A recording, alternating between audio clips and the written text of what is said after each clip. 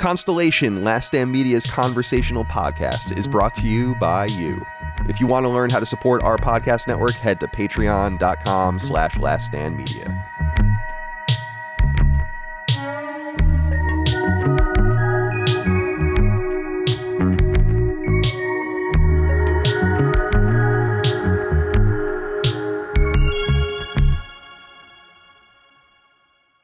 Here we go, everybody. Welcome back to Constellation, Last Stand Media's conversational podcast. Thanks so much for managing to steal yourself away from TikTok for a little while. We appreciate it. I, of course, am your host, Dagan Dagster Moriarty. I got a few pals with me here today. Let me introduce you to this illustrious group of fellas, starting with everybody's favorite urban ninja. I know he's mine. Lord Cognito, everybody. What's up, Cog? Doing good, man. Busy as hell week, but doing good. Just running around, and it's good to see you, man. First, I haven't seen you in a little bit. We talked. I think it's 2025. Our first. This is our first one. Yeah, first one interaction. Good to see Matty, the Dukes, and of course Cobra Command. It's been a while, but I haven't talked to you in a while. Yeah, good to see you. Yeah, we were talking for a while before the show, so it was good to catch up. Yeah, absolutely, man. But yeah, Constellation, good for Stelly, man. I'm ready, man. Let's go. Let's do this, my friend. And next, speaking of dynamic duos, right over there. Hello. Talk about partners in crime, the other half of the Defining Duke podcast, the good cop to Cog's bad cop, fresh from the eye doctor, Mr. Matty Plays. Hey, Matty. Hello. It's good to be here, truly. Like we were talking about beforehand, I have had a whirlwind of a morning into afternoon, so I've just been going from appointment to appointment. Good to make the show. Very excited. I think, Dagan, this is our first 2025 chat as well. Definitely is. We rounded out the new year together, and then here we are once more to open up the new year. So good to see you, my friend. It's good to have you on. I was hoping that you got your eyes dilated so you would come on like an anime character. It looked like Mark Zuckerberg. Yeah, he does look like a clone of a clone, doesn't he? He really does. You know what I mean? And last, but never least, he doesn't need no stinking topic. He's the boss. Colin, Chowder Man. Ooh, Chowder Man. Greetings, Coster. Breaking it out. Aunt Joni. I was giving Aunt Joni a shout out on Sacred Symbols just yesterday. Nice. About how she's the last person in my life that ever tried to drop by unannounced in my life. And how startling I found that. When was this? 2021, probably, something like that. Okay, so pretty recently. And I couldn't believe it. I'm like, I don't know. I was like racking my brain, like, when's the last time someone even just stopped in? And then I was thinking about how often I would do that to people. I must have annoyed the fuck out of people when I know I did. I must have annoyed the fuck out of people. A little kid. Is Chad home? The drop in hasn't aged well. No. It just hasn't. It's different now.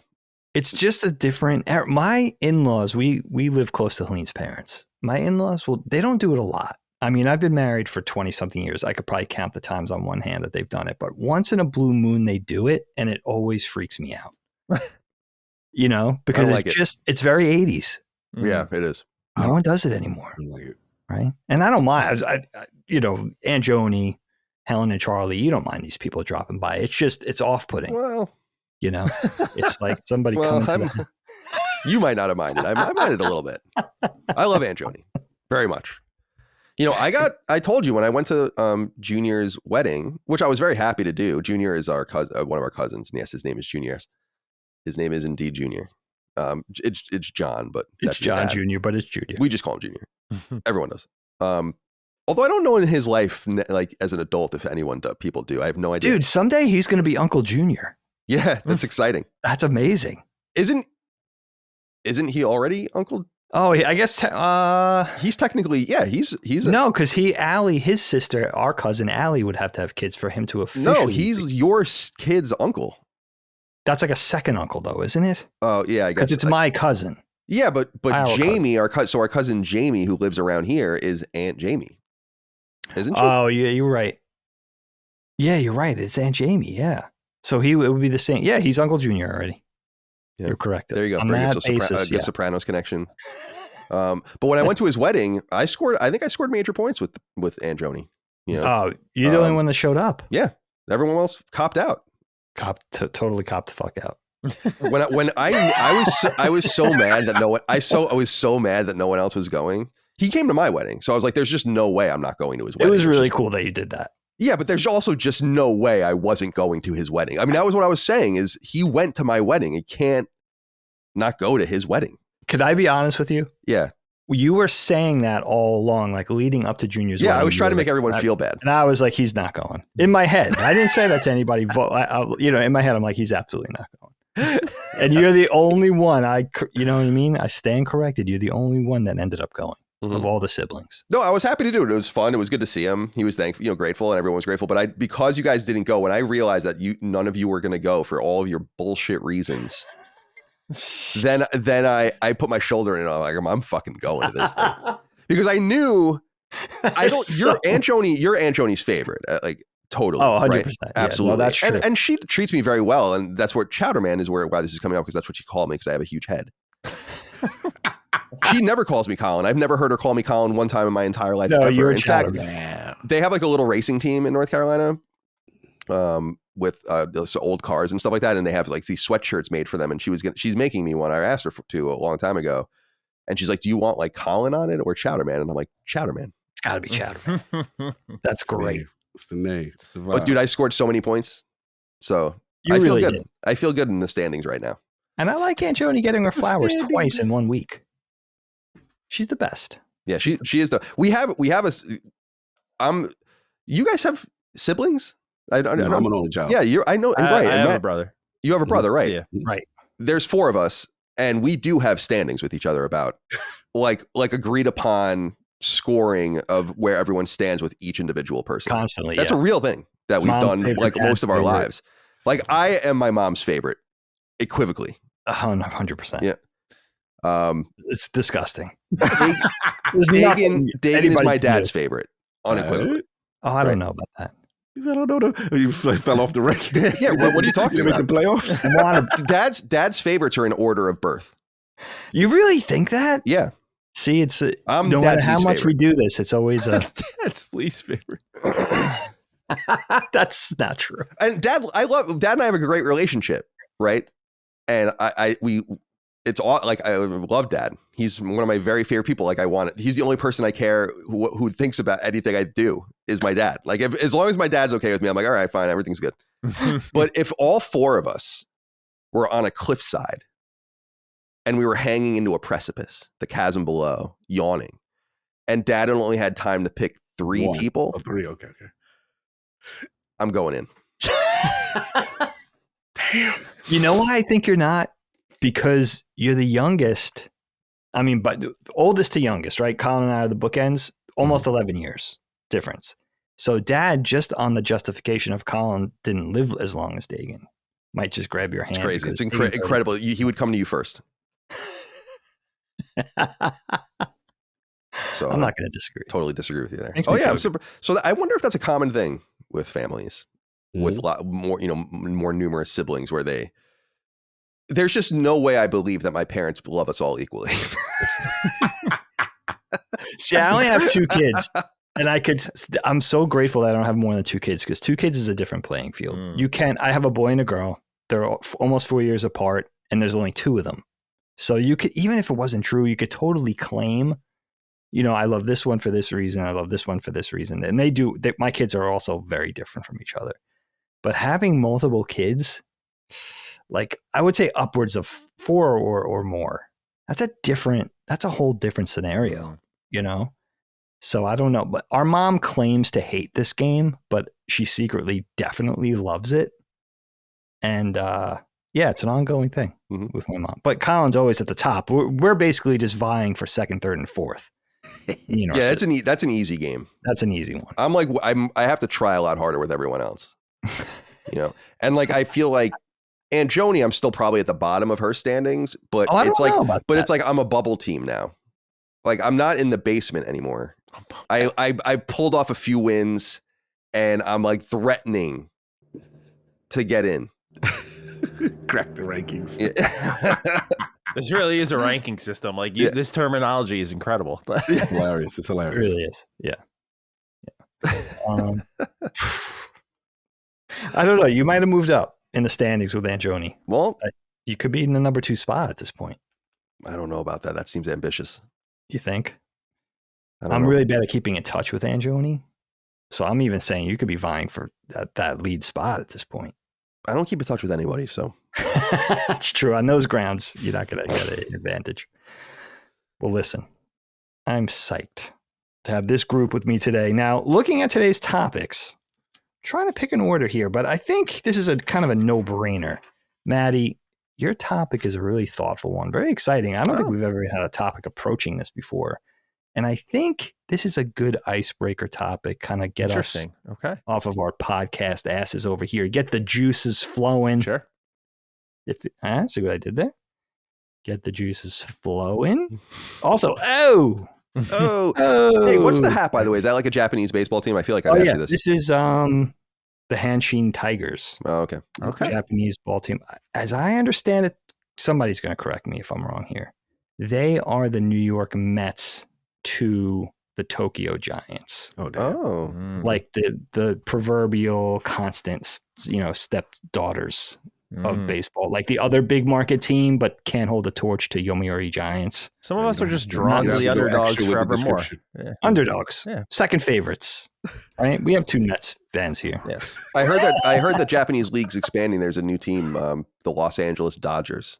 Yeah. Ain't that the truth, bro? I was complaining to a friend the other night because I was like, I love that the Mets finally got the owner they needed. They're spending, signing great talent, and all of a sudden we get this unheard of sports run in free agent sightings, generational, like, $1 billion doesn't matter to us. And I'm like, great. So this is going to be our roadblock now. This is forever going to be the NLCS. Like the Mets will crawl their way in and have to overcome an all-star team every year. Baseball's broken, dude. Yeah. Baseball's kind of broken. Did you see though? Good news. This is new, right? Ichiro just got his number retired over there in Washington. When he came in. Yeah, who voted against him? That was interesting. I know they do that to kind of like try to, like, no one gets a perfect when they're inducted. Someone always votes no, right? Isn't that? That's usually the case. But was his unanimous? No, it wasn't. It was one off, and I think people were annoyed by that. But I'm like, I thought that was the tradition that no one got a unanimous thing for some reason. But Dig, to my credit, you know this because you've known me much longer than these guys. But I stopped watching baseball in 2007, 8, 9, in that period where I stopped watching it completely. And I said, I was like, this game is busted. Even at that time, I'm like, this is, and I'm saying this as a Yankees fan. I'm like, this is crazy that we're allowed to spend all of this. At the time, I remember it was something like 200 million and the Royals were spending like 18 million or something. Yeah. And I'm like, this is big disparity. I'm like, this is just boring. And as an Islanders fan and a Jets fan, I was sympathetic to the idea of like, I don't really want to watch this thing where we just are always winners, but it's not really like a skill-based thing. Like what's so cool about the Chiefs and their run, in my opinion, is like, that's just based on the same rules everyone's playing by. They're just way better than everyone else. Yeah. But in baseball, it's like, no, I was, when you're signing Johnny Damon and A-Rod and all these players, and those things all seem extreme. But the thing that I remember saying at the time is like, it's going to get worse. And it did, but it got worse in ways that I didn't even anticipate, because now people are like deferring money and hiding it and doing all sorts of weird shit. It's fucking crazy that this is allowed. And I remember saying at the time, the longer they put this off, the harder it's going to be to undo, and the longer it's going to take to like tamp it down, because we're going to have to let these contracts run out. You know, you're going to have to, in other words, if they say we're going to have a salary cap, you're going to have to kind of do it in 8 years or something. Yeah. Because you have all these things in play, and the Players Association and all this shit. But I don't know why baseball is allowed to be that way. Football is so compelling because everyone has to spend a certain amount of money, and they can't spend more than a certain amount of money. Yeah, it's an equal playing field. Right. Everyone plays, and I don't know. And the NHL is even better because you have to make real bets on players. You can't just release players and cut them and shit like that like you do in the NFL, because the contracts are guaranteed. I'm so bummed about what happened to baseball because it's such a great game.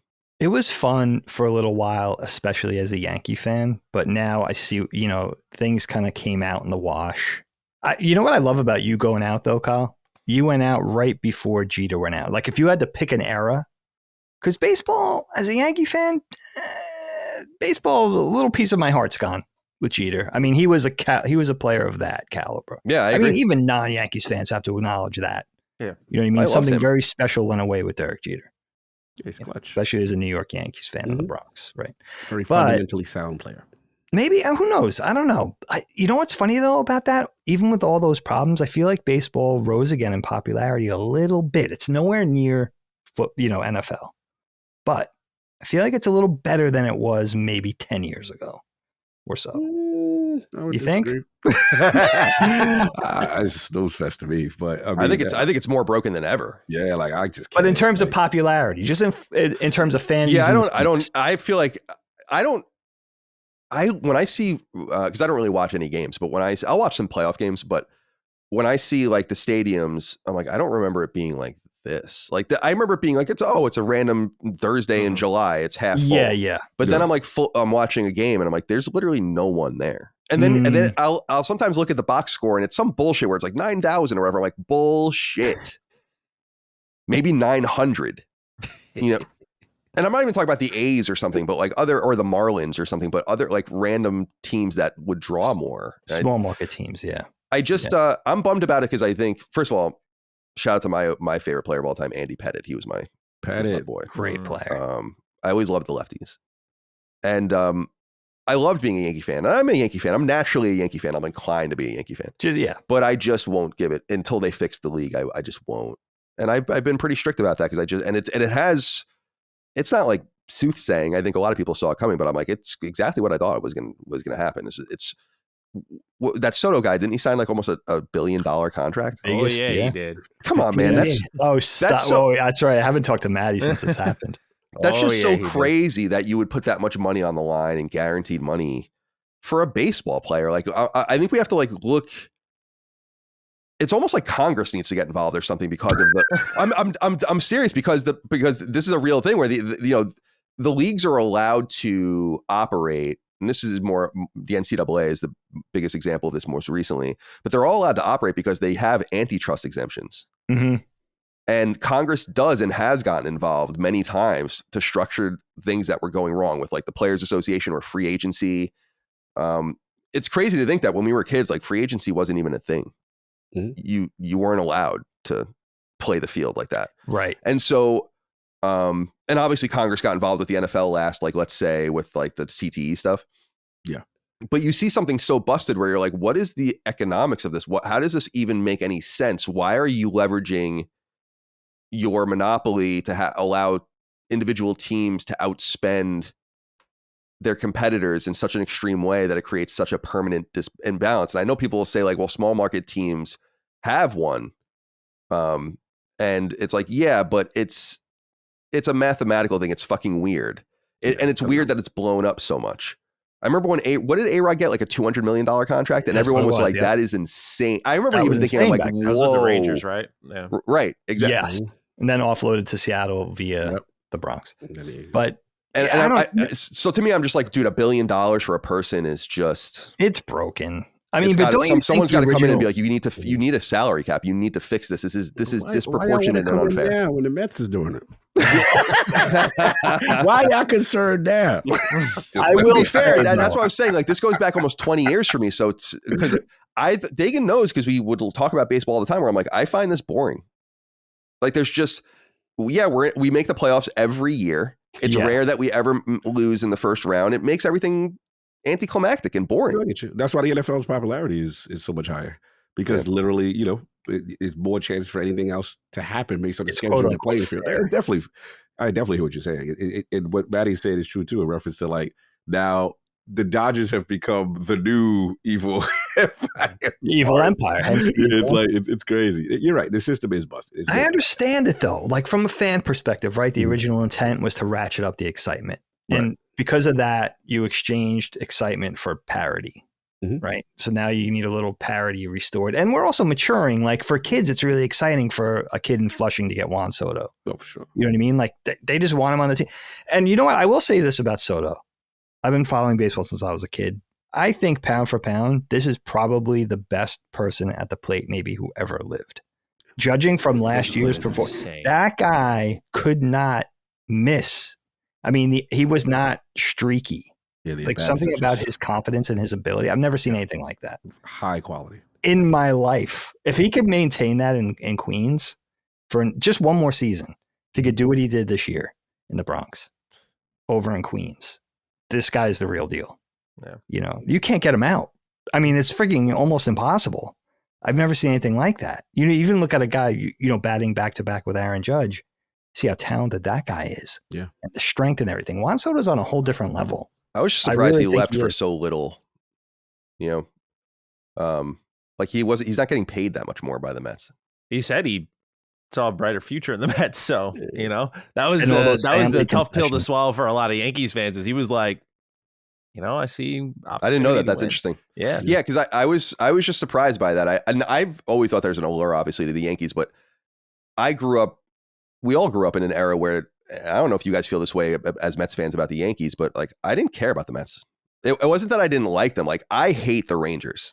Ooh. I know. You know, like you know. Oh, in hockey, right? Yeah, right. In hockey, the Texas Rangers, I don't care about. Oh, okay, gotcha. But with the Mets, we grew up before interleague, even where it's like I don't give a shit about the Mets. Like we'll never cool. And I felt this way about the Giants. Mhm. You know, and I still feel that. I still feel that way about the Giants, where I'm like, I don't really care. Right. Like whatever. Mm.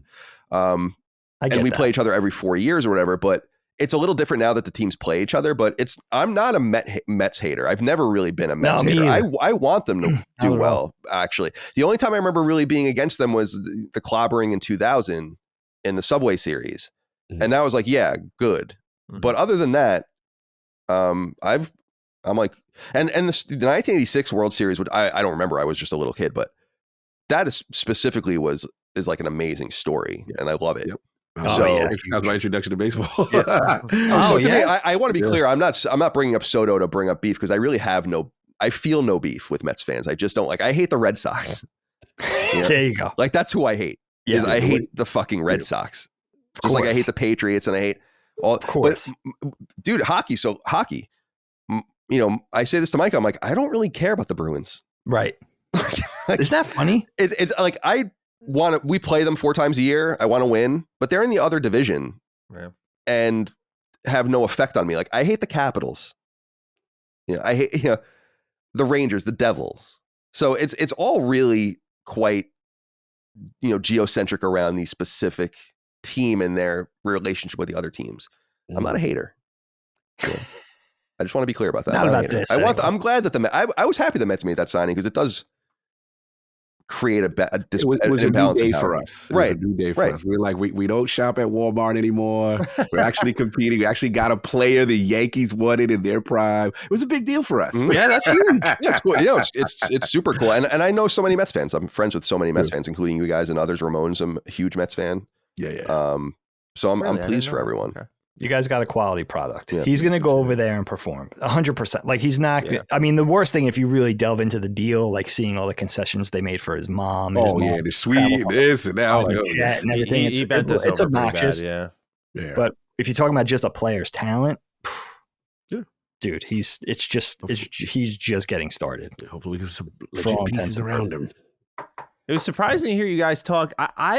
I really like watching baseball. Like they call it America's favorite pastime, and I look at it through that lens of like it's the one sport I don't need to be like this for. Like football, hockey, I'm always play by play, but baseball is my favorite because I'll have it like on the TV. I'm working or messing around the house or something like that, and just ball games on or when you're at like a game in person, like I can miss like half an inning. I feel it's like the one sport I feel like I can go get food, miss a little bit of the game, come back. Like you're just Yeah, there to spend time get and that. enjoy yourself. It feels like the true relaxation. Also, like I've mentioned it, I feel like I'm on a streak of mentioning John Boy Media on this show, but I just love their breakdowns. And so when I kind of got into the science of baseball and how the batters think, because honestly, up until a few years ago, I was like, they're kind of just reading the plate really well, but they know like the thought process of like, okay, threw a breaking ball, like he's got to throw me down the middle, like how they both think about the sport and the fancy stats that go into it. I'm just like, this is so much deeper than cool. I think that the eye really first tells you, right?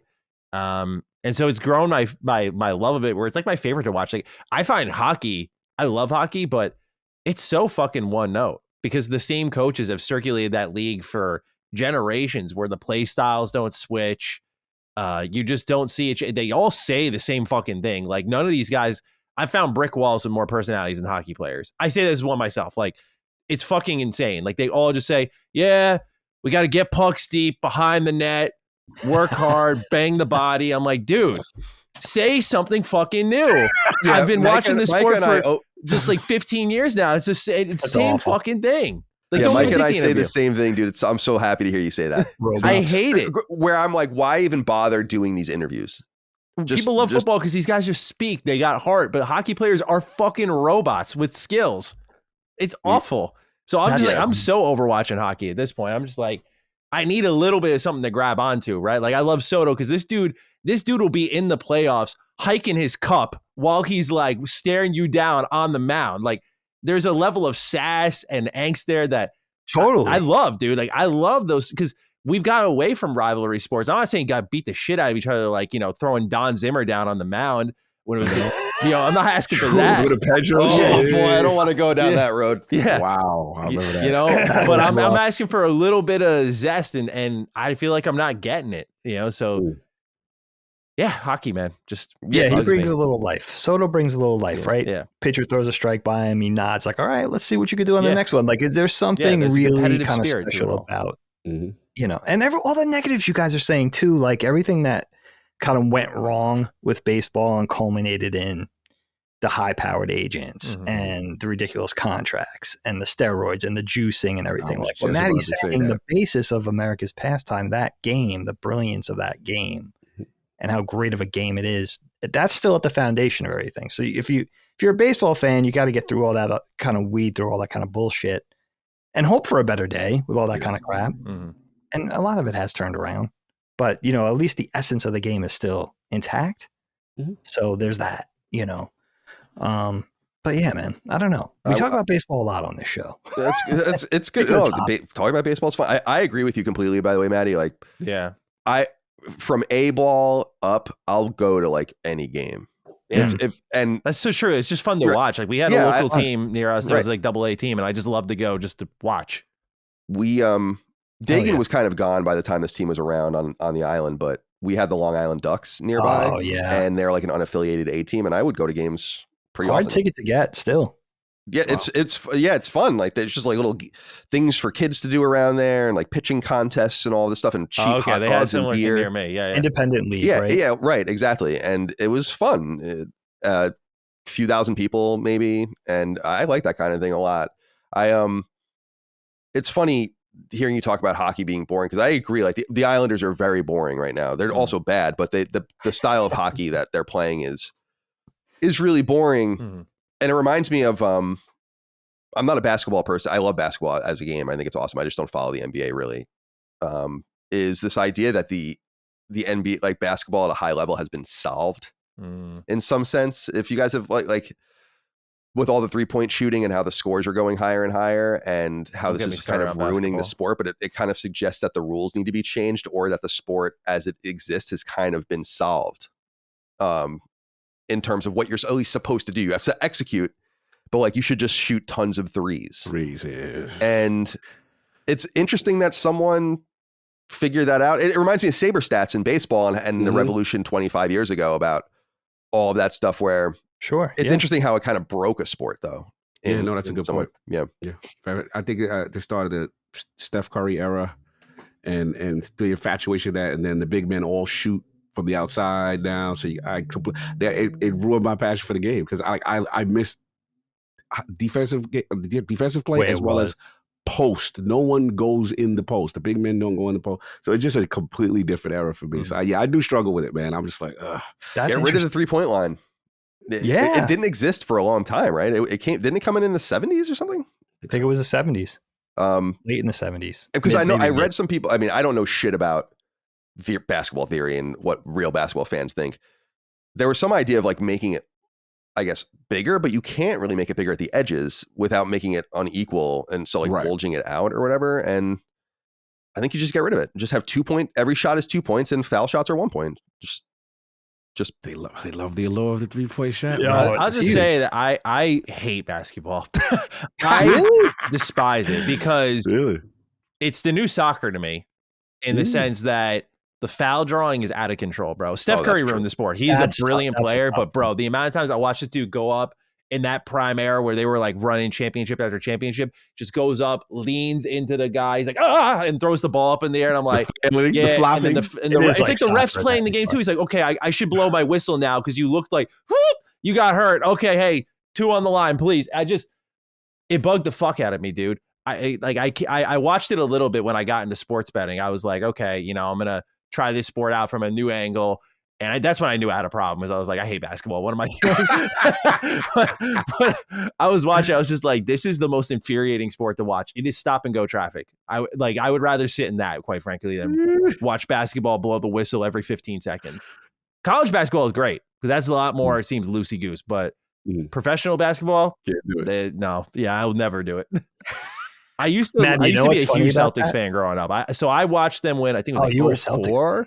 I think that's when it was early 2000s. When they got KG, they got Rondo. KG, the big three. Yeah. I enjoyed my run then. I was good after that. Yeah, I cooled off after the Derrick Rose era. I was just like, I just can't. Yeah. Cog, you a Knicks guy? No, like I told you, the Mets scarred me from all New York teams after. I was like, I'm not doing we this. We did talk stuff. about that. Yeah, I'm like, can't do it. So I used to just watch regional all the sports, and then I would have like the packages. I would have like the what is it? The NBA, this what you call that NFL Sunday ticket and all that stuff. But my Niners thing came more from the Summerall Madden calls, or like the big games, and I would just be really infatuated. I learned the game from them, like. It was, and obviously Madden football, right? Clearly, sure, right? yeah, oh yeah. So it was that combination, and then obviously you're young, you're infatuated with jerseys and colors, and I just like red and gold. I was like, this is cool. But everybody liked Montana. But I remember I was like, the game I played, he got knocked out the game by the Giants. I think it was Lawrence Taylor or whatever. And this number 8, I was like, he's the guy. My young mind was like, why is no one talking about him? And it was Steve Young, and that was my really getting into football and being a fan of the 49ers, and I just stuck with it. Oh, that's cool. So that's how my thing started with the Niners. Matty, it's funny what you're saying about basketball too. I have a 14-year-old who plays, avid basketball, like he loves basketball, and they take a page out of the pro basketball book. Like there's a kid on Graydon's team who draws all the fouls. And incidentally, his name is Colin, and he's a drama queen. And awful human being, probably. Gonna grow up to rob a bank or something like. Terrible. Colin gets 10 points, gets the team 10 points of foul shots every game. Hilarious. And nothing happened, believe me. But they just model themselves after the Sixers. Yeah, that's what they do. They go right past college. We have a great college basketball area, St. Joe's. We got Villanova out here. Yeah. They go right past that. They just go right to the Sixers. That's the playbook. And Colin's drawing fouls, dude. And, he's on the ground half the game. Jeez, it's like the original Mighty Ducks when Gordon Bombay tries to teach the team how to cheat, and then they forfeit a game or something because of it. You got to pay a price. They almost missed the playoffs. All right. Oh man. All right. So anyway, go ahead. That was fun, Matt. We jump right into Matty's topic. I think it's a great place to start. Love this one, and lots to say about this one. Yeah. So I'm actually going to read the email I sent you guys when we were picking out the topic, just to make sure I cover all the bases that I wanted to. So my topic is the flow state. And it's funny. I read a comment one time. It's one of those comments that lives with you a little bit. And someone was like, has anyone ever told Matty he could bring a fun topic to the table? Because I realize I always come in with the heavy ones. But I think this one's a little more uplifting to that one commenter out there. I said, my favorite book ever is Flow. And to keep it short, it's about the optimal experience when we're at our happiest. The book makes an interesting argument that the state you are in when you're so involved in something that nothing else around you matters is when you're at your happiest. And there's multiple ways to get to that point. They also break down, you basically lose track of time and are in the zone. So an example of this is a farmer who spends his days tending the fields and feeding the animals is actually happier than someone who's invested a lot of money in a leisure activity such as powerboating or even watching television. So what I want to know from you guys is what puts you in your flow state. What do you do, even if it's monotonous, that puts you in that state of mind that the book is describing? And also, would you agree on its assessment of that understanding of happiness? Because like I said, this is my favorite book ever. This really just changed my whole outlook on life. I recommend it to everyone in my life. Anyone who's to a point of it being nauseating. I'm like, oh, you having trouble figuring out happiness? I'm like, go read this thing. It's So really what interesting. centered like how much my work means to me, because I was like, that's when I'm in my flow state. That is when I am just totally involved, totally in the zone, being on camera, talking about games or whatever it may be, creating things. Like that is my zone. That is my flow zone where time just disappears and I'm having fun and I'm the most involved. And when I sometimes go and like pick up even a video game controller, I'm like, yeah, this doesn't hit the same way at times. And that is my optimal experience. But it also is a book that almost argues that like the examples here, like, oh, a farmer tending the fields might actually be happier by its description than a person watching TV, is like the idea that work can equal happiness. But they always say it's built around your goals. As long as you're pushing toward your goals and achieving those goals, there's like 9 other things they mentioned in the book. But again, to keep it simple, as long as your goals are unified with that kind of overarching happiness, you'll always be in that optimal experience. And so, or a zone, I should say. And I think that helped me settle down a little bit in life, because then I started to realize when at least my brain was processing, like, you're in your happy place right now. And that happiness isn't always like, woohoo, like it's a level of like contentment even at times. So I just found the actual message of the book and its lessons it held to be really uplifting. And what I read it in a very dark time in my life, and it kind of, I wouldn't say yanked me straight out, but it got me to really start thinking. Like, it was honestly one of the last self-help books I read in recent years where I just feel like I was a sponge absorbing every word it had there. And it kind of opens up in a strong way of like depicting the ugliness of the world. They're like, why would you be happy here? And it's like, well, here's why. And I needed that because I was feeling very low. And it's funny to see basically what is qualified as a self-help book start off just gut punching and being like, hey, dude, it sucks here. Like, Earth sucks. So why should you bother? It's like, well, here's how, here's why. So I want to start with Cog. I see Cog jovial every week. Do you agree with the book's assessment? What puts you in a flow state? This was a tough question for me because I struggled between two things that have similar qualities, but one I would say puts me in that state of happiness or whatever. And then the other thing, because you described like this newfound understanding, and that's the other thing. So I'll kind of cheat and give you both. So Sure. The first is gaming, right? Because gaming is the ultimate escape sometimes, and it's just about pure fun. And if you have a really high quality game where you, for whatever reason, it resonates with you and you are just entrenched in that world, time goes by, you could forget about life's dramas for a bit, especially if you're playing games for fun without the responsibility, because we're all content creators here to some extent, right? So it's like without that responsibility, okay, I have to do this because it's for review and I have to log through this, not necessarily enjoying every aspect of it, but for the completionist aspect so that I can be respected, so that I know what I'm talking about.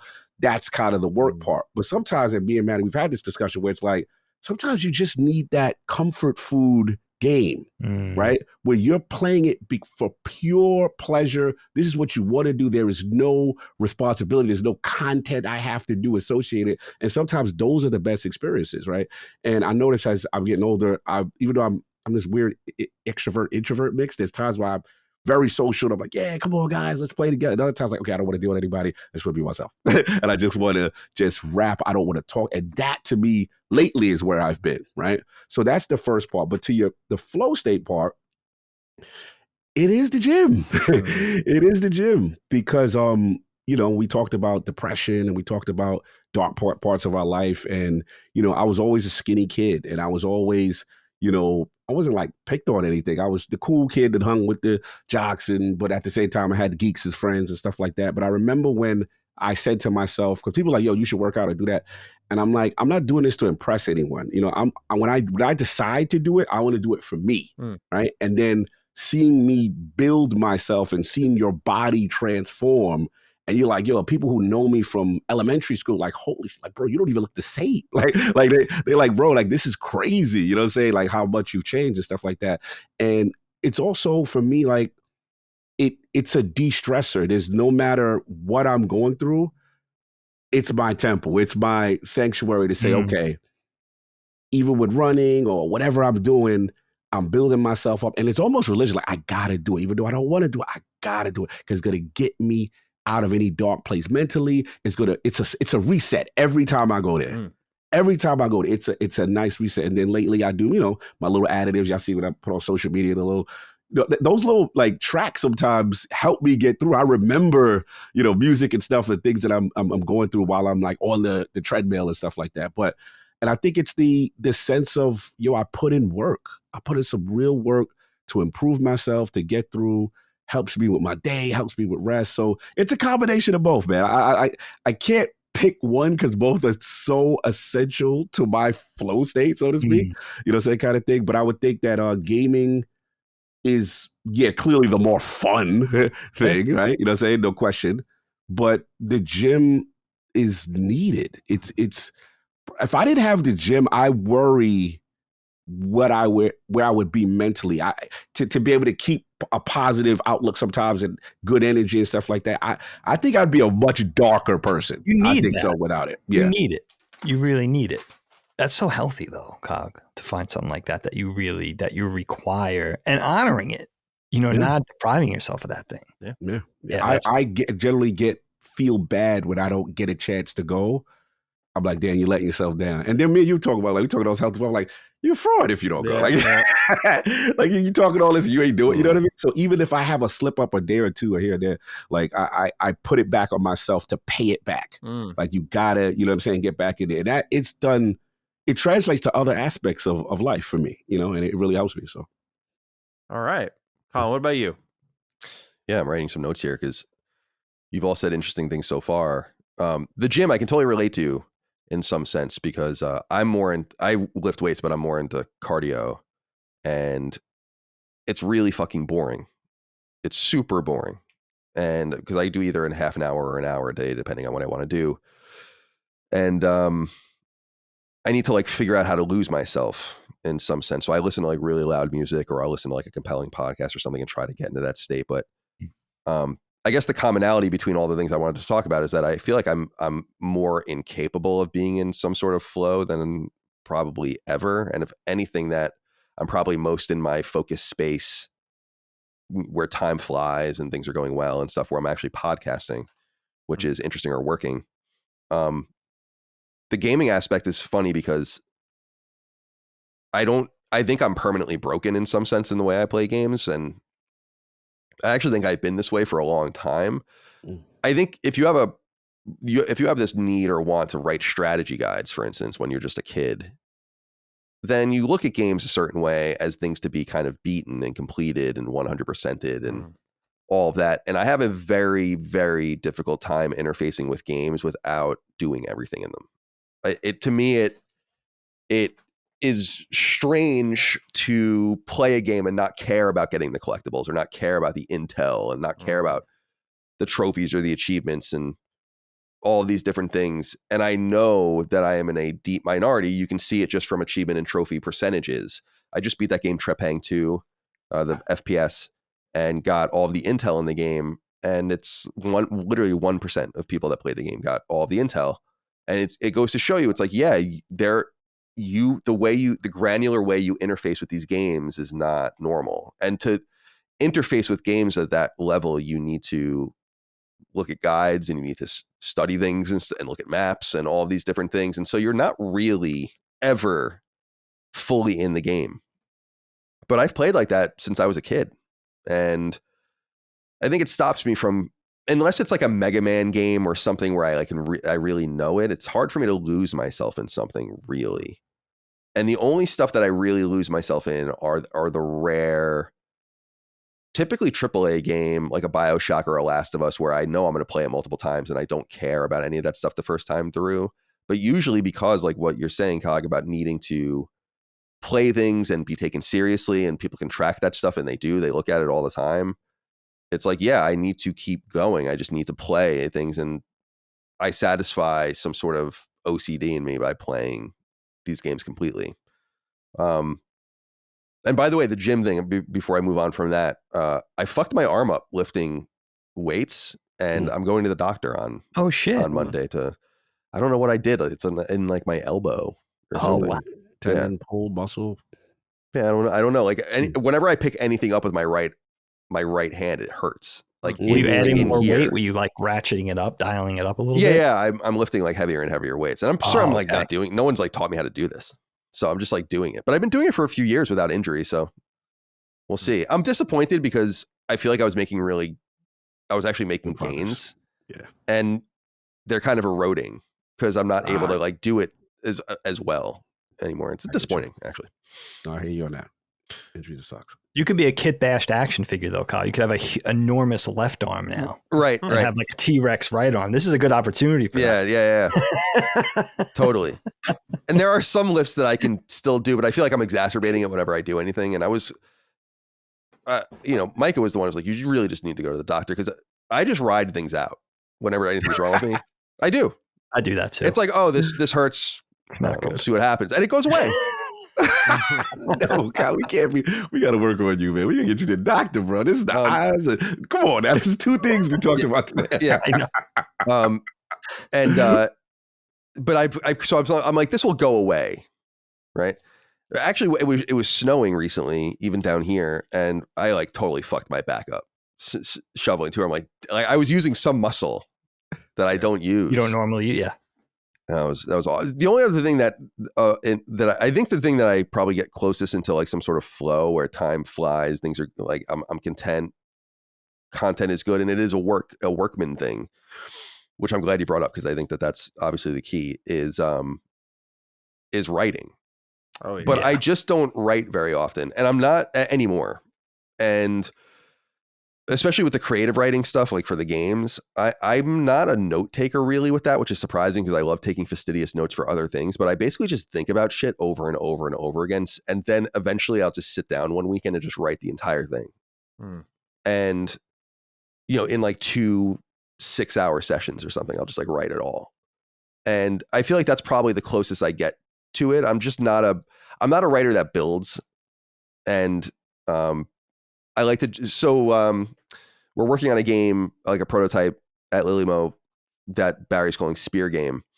And I've been thinking a lot about it and I just keep thinking about it, but I haven't written a word. I just think about it over and over and over again. I did write a title down actually that I didn't want to forget, but it's interesting because it forces me to kind of go back and answer questions immediately in this linear way where it's like, okay, so it's about this person and what's the justification, and then I'll just think about that in the shower, like why are we doing this, and then I'll go back to the beginning and be like, all right, so it's this person and this is the justification and where's he going, and then I'll just think about and I just kind of sequence it over and over again so that I know our games pretty intimately in that way.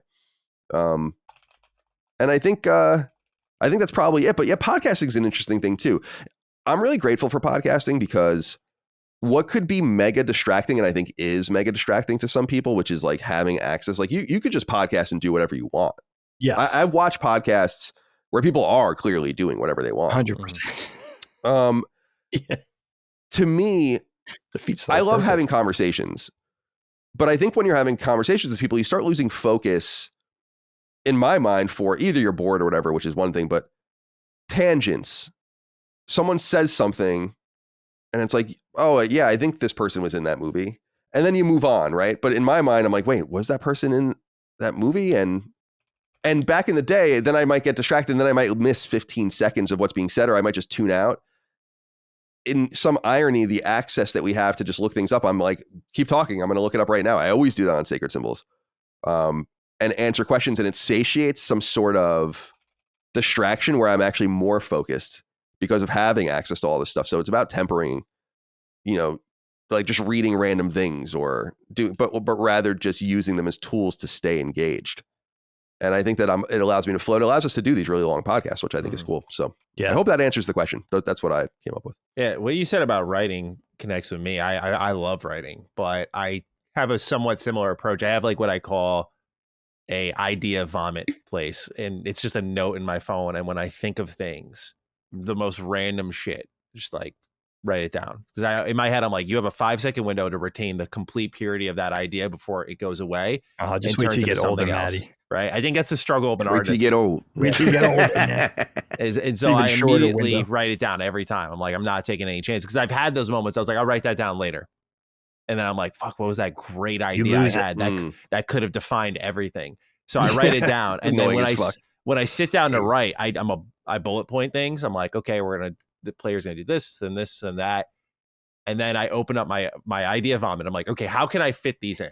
Is pretty much what I think of. Like, what idea that I was like, oh yeah, I was thinking of this for this. Okay, like, and I start just plugging all these ideas in, and then it's like a job of making it cohesive. And like, I call it like the filtering, right? Like now I'm like dumping the pasta into the strainer effectively and just getting all the good shit and leaving all the bad shit behind. And I always accept that like the first thing I write is going to be the worst thing I write. So you're never going to do take one good. Because everything I've ever written, it's taken like 2, 3, sometimes 4 passes to be like, we got it. There's a whole process there that I'm in love with, but I take a similar approach, Colin. Like I'll literally like, I don't bang it out completely. It sounds like I maybe sit down for a couple more sessions, if you will, but like I'll start and then I'll be like, okay, I'm going to go walk and like think about that for a second, then circle back around. I guess that is the interconnected flow state, if you will, right? Like of just being so immersed in the zone that I'm going to go do something else while thinking of this thing.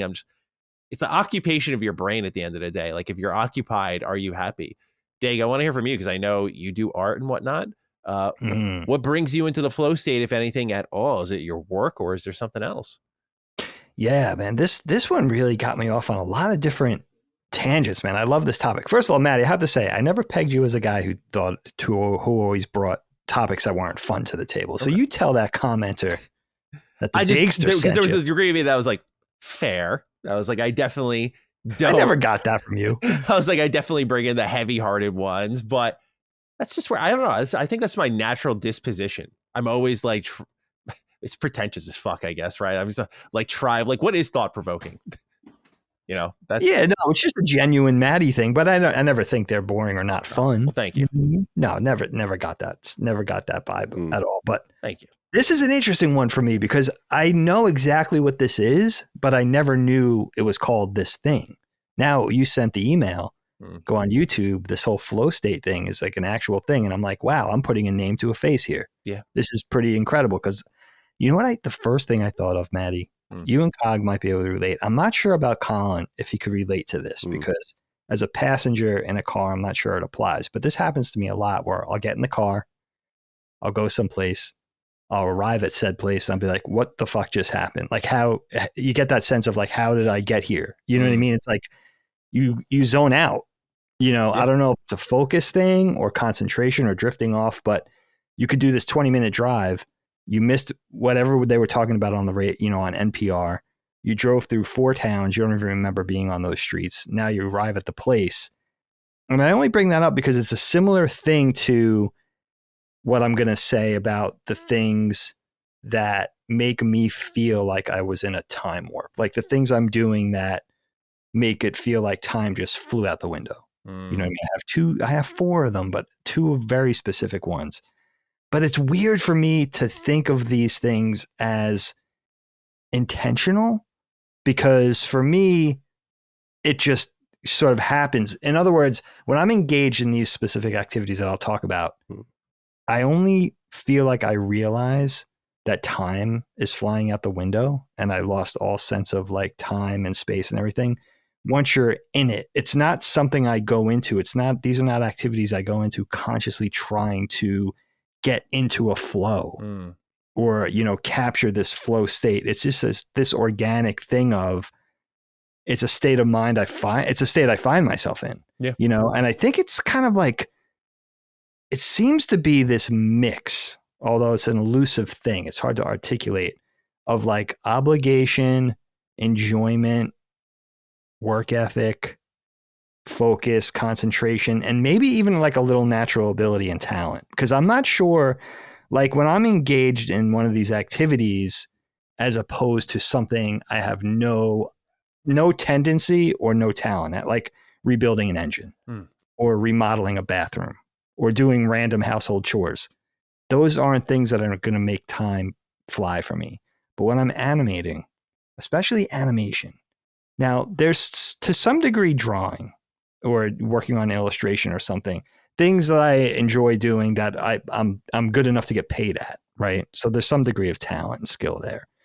But things that I also enjoy, time goes relatively fast because they're enjoyable sort of, I guess they're kind of like enjoyable things for me to engage in. But animation, I think specifically, is a weird one. A lot of animators could probably tell you this. You know, you're spending hours and hours maybe engaged in working on something that's going to take place over the span of 4 seconds, right? So just by the very nature of what animation is and how labor intensive it is, you know what I mean? I think that could kind of bring about this time warp state of like, I'm spending hours and making like animating this disco ball that's turning in a 3-second loop, and I spent 3 days on it. You know what I mean? So there's definitely that thing. And you know what? It used to really smack me when I was commuting, like when I was animating in an office, and, you know, I'd start in the morning and all of a sudden I'd look up at the clock. It would be 6 o'clock. Then I have to start thinking about packing up and commuting home. You know what I mean? Where it was like, whoa, I feel like an hour just passed, and you know, it was actually 9 hours that just passed, which is really interesting. It's almost like you're finding yourself in a trance state. And I think to some degree, it's something that you're enjoying, right? And I think for animation specifically, I guess it applies to drawing, animation, podcasting definitely makes the time feel like if I'm engaged in any 4-hour activity, it's going to feel, for all intents and purposes, like it's 4 hours. Where I'm podcasting, it feels like a much shorter version of 4 hours. Like I'll look up at the end of it and most of the time be like, wow, I can't believe we just did that for 4 hours. Didn't feel like that. Yeah. Like a fraction of that, you know? But I think what's dangerous for me is, I think for me, that flow state comes in with something that I'm comfortable with, something that I guess I'm good enough at, but also something that I speak that language, like something that comes relatively naturally to me, like animating, right? It makes me feel like, well, this is what I do. This is kind of what I was put here for. This is something that I understand, as opposed to most things which I have no talent at. And I think there's some sort of thing about being engaged in that feels very rewarding. And I think that's a big reason, coming full circle, that I'm a little bit of a workaholic, because that's what I feel like I should be doing. It feels like that's what I'm best at. And it feels like those are going to offer the most rewards in terms of feeling productive, in terms of feeling like I succeeded at something. And those feelings, or, you know, it could even be like an endorphin thing where it's like, that's that loop. You got to get caught in that loop. Like, why am I working at night? Why am I waking up super early in the morning? Why? And I think that's a big part of it. You know what I mean? Like, that's those things that I engage in, especially with animating. It's that flow state that I guess ends up feeling good. You know what I mean? And again, it's that culmination of ability and maybe a little bit of talent. And, you know, I also have to do that for a living, but I guess at the end of the day, even though it's labor intensive and it could be a pain in the ass and it could be devastating when it goes wrong, right? I guess at the end of the day, it's like when it pays off, you know, and just catching yourself in that loop. And I've been doing this for so many years with animating, with creating art. Definitely 100% with writing. I think with writing, though, it's different for me because writing is difficult for me. And I think what happens when I'm writing something, it could be a blurb for the show, you know, for Constellation on YouTube, or it could be something much longer, you know, that I'm working on, whether I'm getting paid for it or not. There's something about writing that doesn't come as easy to me. Like, I find it more of a challenge. So I think that deep focus is what's going on with me with writing. Because sometimes I'll sit down to write like a blurb for YouTube and an hour will go by and I'll feel like it was 5 minutes just because I'm trying to get that right word. I'm trying to get that right synonym. It's, you know, maybe do a little bit of an alliteration, or I'm being too repetitive. Let me swap out a little language here. So, but those are the things for sure that I find myself in that flow state, but I never remember going into any of that over years, no matter what the activity is, with that intentionality of like, oh, I'm going to get into this flow state. It's never something I have to go in trying to capture. It just happens with those things. What would be interesting is if I could find something new, like what you guys are saying about exercising, working out, if I could pick up an instrument, because I admire creating music so much and I have no inclination towards music. If I could find something like that now in my middle age where I could make it, feel like those things that I've been doing for a long time, like animating, like, cartooning, like writing, podcasting, that would be really interesting. But for me, it really does come down to like, it's that trance state. It's like feeling like you lost all track of time. It's feeling like you time warp, but oftentimes you're in the same spot where you started. You know what I mean? It's just that the time just felt like it just drained through the hourglass super, super quick. But I never knew it was this thing that people could try to invoke or get into their own lives somehow. For me, it's just, maybe I'm fortunate, but for me, it's just, and again, with those few things, just those few things where I get into that state. And I've been thinking about it for a long time because it happens to me daily, if not weekly, if not daily, where it's like I'm animating and it just, I'm always, sometimes I wake up worried because I know I have to engage in this animation and I know it's going to take a certain amount of time. And I have to be very mindful of that because all of a sudden it could be the end of the day. Something could be due. And I'm like, well, I just spent 2 hours on it, but you didn't. You spent 8. It just felt like 2, So it's this thing it's this really interesting thing where I guess it just really comes to like deep concentration, but something that you want to engage in. You know what I mean? Where if it was like something let's say I had to clean the downstairs of my house. I don't really want to do that. You know what I mean? That's something that's going to take hours. That's going to feel like it takes hours. But the idea, I wonder if you rarely got into cleaning your downstairs, for example, like you were just picking up the trash, sweeping the floors and just task to task. Do you think the time would start to fly? See, I think I'm too lazy for that. I think I could do it. I have enough work ethic to do it. Yeah. But I don't think I have the capability to make it feel like it's not work. I could put on the podcast in the background. I could play music. I could make it as enjoyable as humanly possible. But I think if it was something, and maybe that's selfishness, maybe that's immaturity. I'm not sure. But I know if it's something I don't want to do, it's going to make me feel, it's going to be very rare where I come out of that thing feeling like, oh, I did want to do that. You know what I mean? It's going into it begrudgingly. And I honestly think that's why I'm a workaholic. I just come back to that endorphin rush of like, I know this is going to go well. I know it might take a lot of work, but in the end, it's going to feel very rewarding.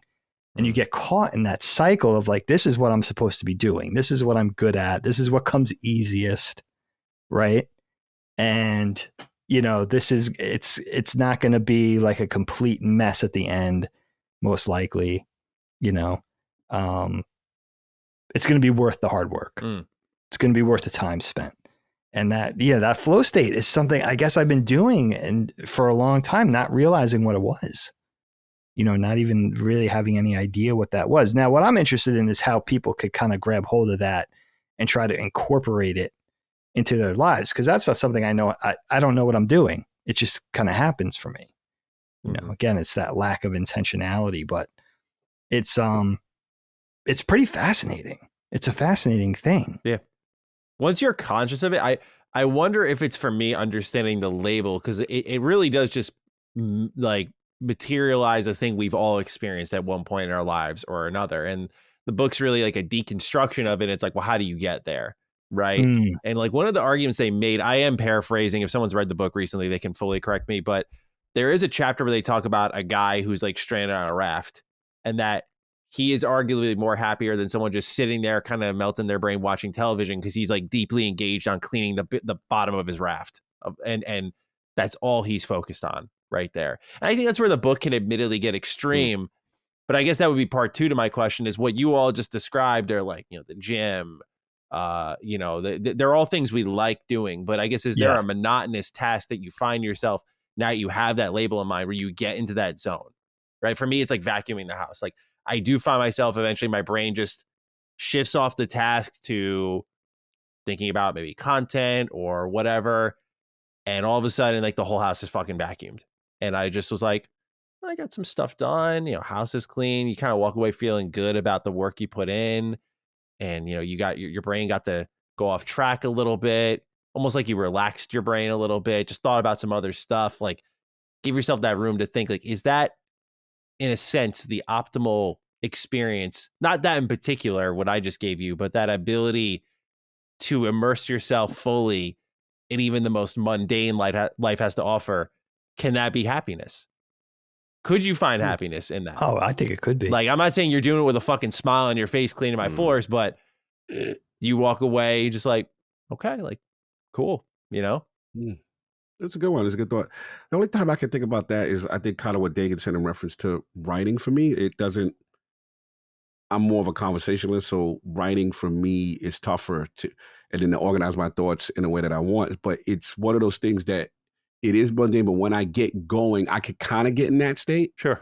And then when things start to flow for me, and even like preparing, a podcast or something like that, like sometimes just getting my notes and my thoughts in order, you know what I'm saying, and how I want to convey something. And I'm like, okay, I hated doing this in the beginning, but once you get going and I start to really compartmentalize, okay, how I'm going to attack something, that part can be that. And then you realize, all right, time is going. It's from the writer's block part to the actual starting and then getting on track. And then once I'm on track, it's a go. And there is a slight euphoria, like, oh, it's coming together. Everything is really nice and concise. And I think I'm getting my point across here and stuff like that. And yeah, I think that's probably the thing that I would say that I probably don't like naturally. My natural inclination is not to really be to write. Because I'm more of a, what they call, the kids call the freestyle. Like, I'll throw the mic in front of me and I'm just going. Shit. Like, that's me. Like, I've always been that way. Because even when, I'll interview someone, they're like, yo, you don't have any notes. And, like, no, it's a vibe. It's a flow with me. But I will say, I give credit to Colin and you, Matty, in the sense of being on LSM has helped me do that more, because it's like, okay, you got to be prepared. Like, everyone is making fantastic points, and I don't want to just ramble. You know what I'm saying? So being a better podcaster and joining LSM has strengthened that muscle. Yeah. Right. Where it's like when we review games, it's like, yo, I got to know what I'm talking about. Like, I'm dealing with Mr. Matty Plays here. This guy is he's gonna run circles around me if I don't know what I'm talking about. Well, I got that feeling with Carrick, so I guess exactly. Yeah. Like, so I had to get it from you, and I was like, oh no, we gotta prepare. I gotta have this little notepad open while I'm playing sometimes, and so you don't forget concise points and things that you want to convey. You know what I mean? Definitely. I would say LSM helped me with that. If I'm gonna do a review discussion, I always take notes. So. Yes, I have to. Yeah, I have to. And I never used to be that full scripts. I've never been like, a lot of people ask me like how I record my videos, for example, and I'm like, I'm a believer in bullet points over scripts, because I feel like scripts don't let you think while you're recording. You're just like, these are my thoughts to a T. But if I'm doing bullet points, there's times that I, like, while I'm talking, I'm like, oh yeah, fuck, like, and I just kind of slide that in. It's all a flow. Everyone's got their own style, but that reminded me of that. Like that trigger word that'll get you so that you don't forget. I do think for our shows, I feel the need to start taking notes in advance, because I do ramble and go on tangents and just like pop off, and it's fun, but I feel like I could clean it up, tighten it up a little bit. That's one thought that's developed. I'm like, yeah, having some bullet. I thought of Colin. I was like, this guy's got a fucking notepad for everything. Like, I should probably have just some offhand thoughts ready to go for all these subjects that I prepare every show, because most of them are like, I read it, I have my thoughts already developed. I'm like, okay, let's record, let's talk about it. Even just writing as people are talking, and like, and that's another way to stay focused too, is to just get the thought out of your own head. I do that all the time. So that like you can, instead of focusing on, it's like the idea of waiting for your turn instead of like listening. Mm-hmm. I need to. The note-taking thing's important for me when I have. Listen, dude, I've said this on Sacred Symbols. Like, I just forget entire games, basically. I play so many fucking games. This year, actually, I haven't talked about this at all, but I started a Google Doc, and I'm just writing 2 long paragraphs for each game I've played this year so far. And I think it's like 7 games. And I'm doing this specifically because I don't remember dick about some of these games. Like, and even when I go back and play games that I know I've played before, I'm playing Mafia 2 now. And I wrote the strategy guide at IGN for Mafia 2 in 2010. I definitely played it. I played it very extensively. I'm like, I don't remember this. Like, I don't remember what this is about, because it was literally 500 games ago.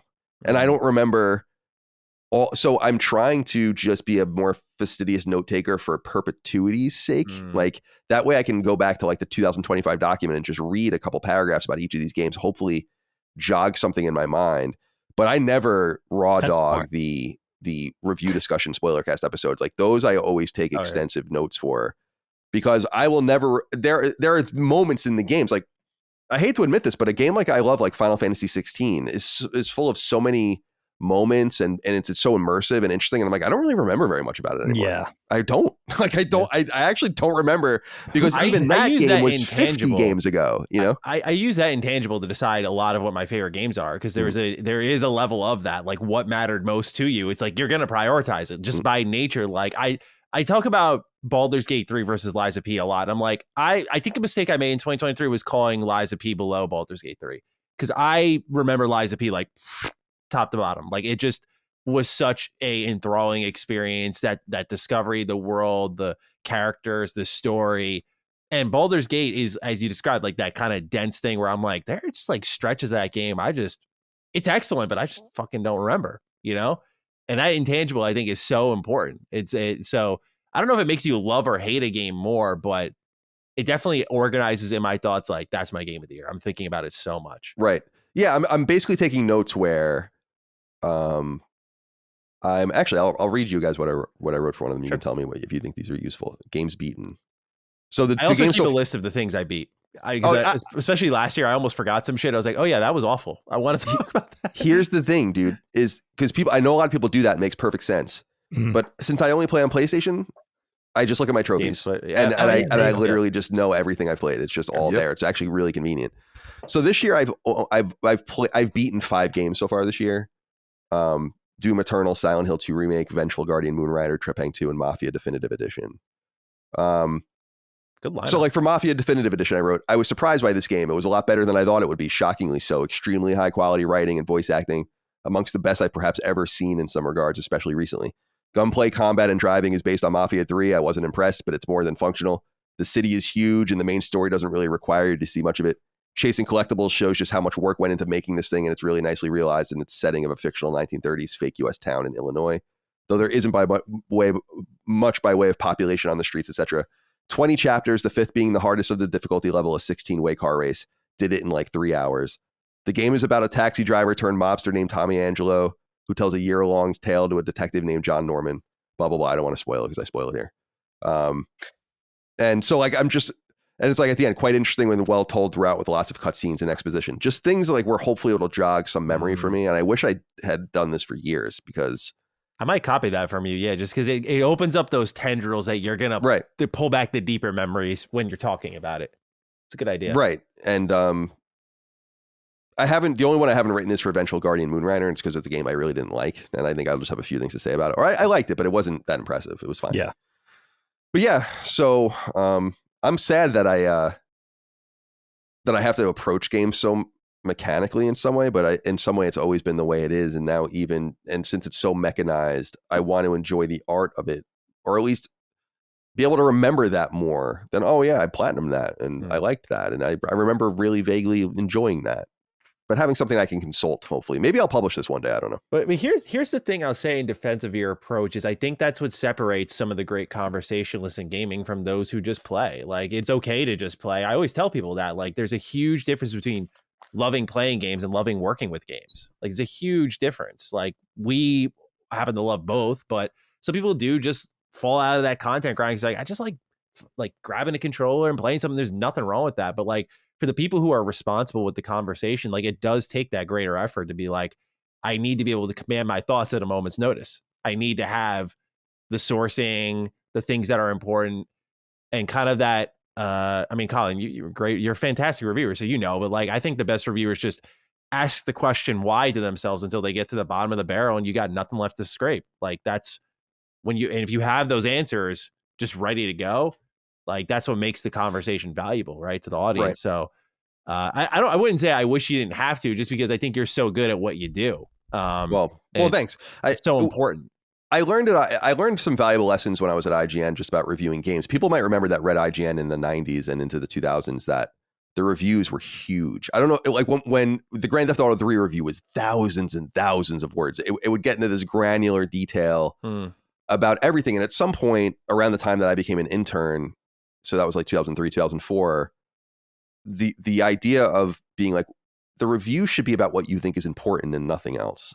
Hmm. So instead of saying like now the sound, now the voice acting, It's your and now review. Yeah. instead, and so I remember that I'd have to go back. The Last of Us review is probably not a great example but that's like my most famous review is like, it's not about everything in the game. It's about how powerful what the game is without having to feel like I need to write War and Peace or some shit or like a novella at least about what struck you. And I felt like that advice was really well received by me because it is true.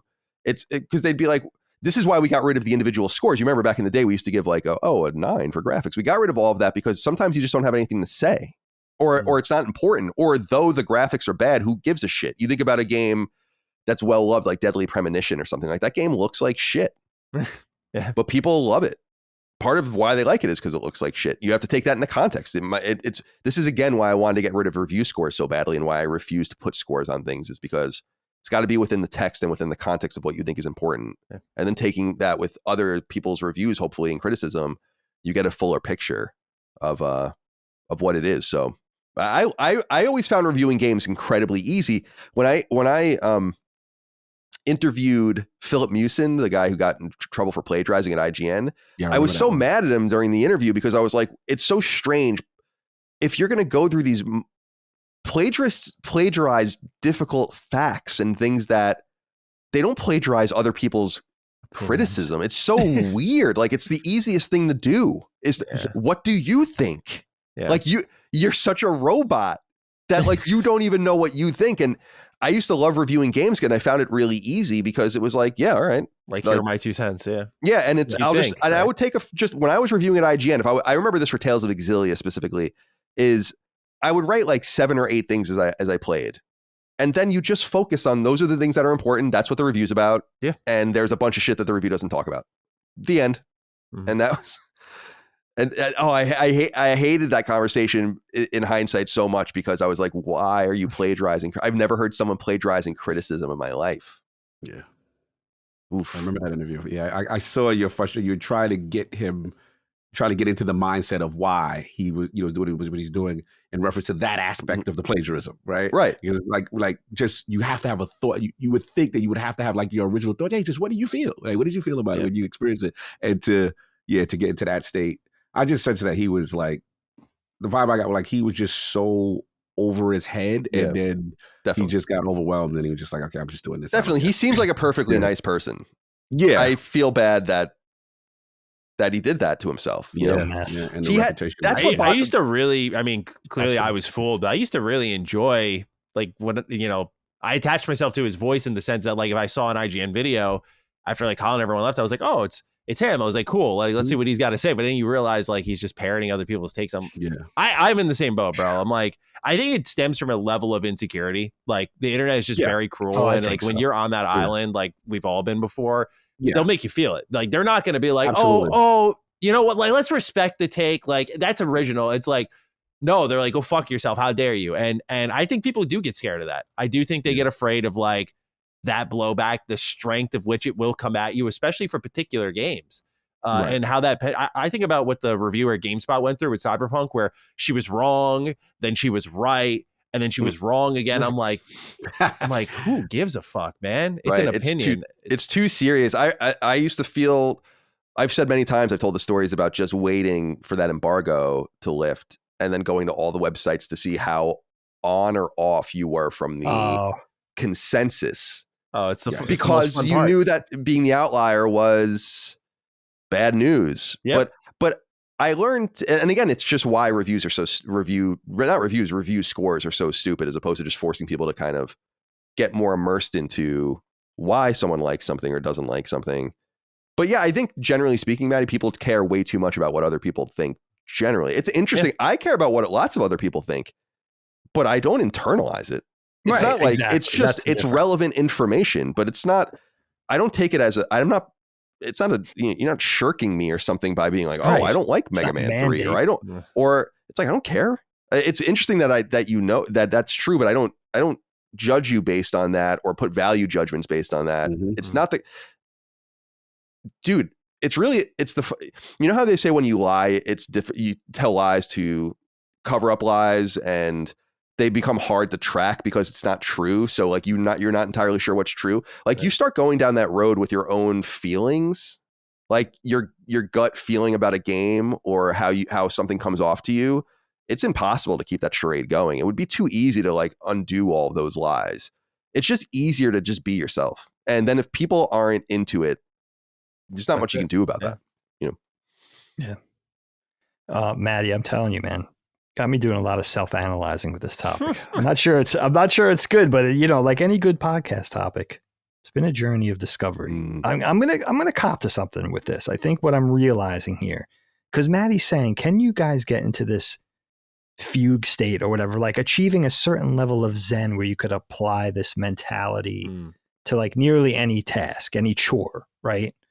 Like to have that focus that you would apply to just about anything. I have to say, for me, doing a little soul searching here, like that would be nothing short of a superpower. Like, don't misunderstand me. I'm selfless enough to do what I have to do, like take care of my family. I have a strong enough work ethic to never make sure my house suffers, my family suffers. I'm going to do the food shopping. I'm going to get the house clean. The lawn's going to get done, whether I do it or somebody else does it.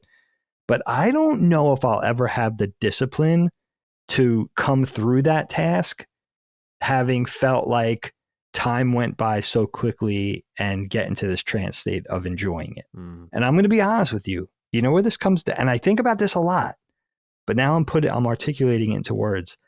Whenever I'm doing something that I don't want to do, which is most things. In fact, we've had this topic of like things you can't stand doing.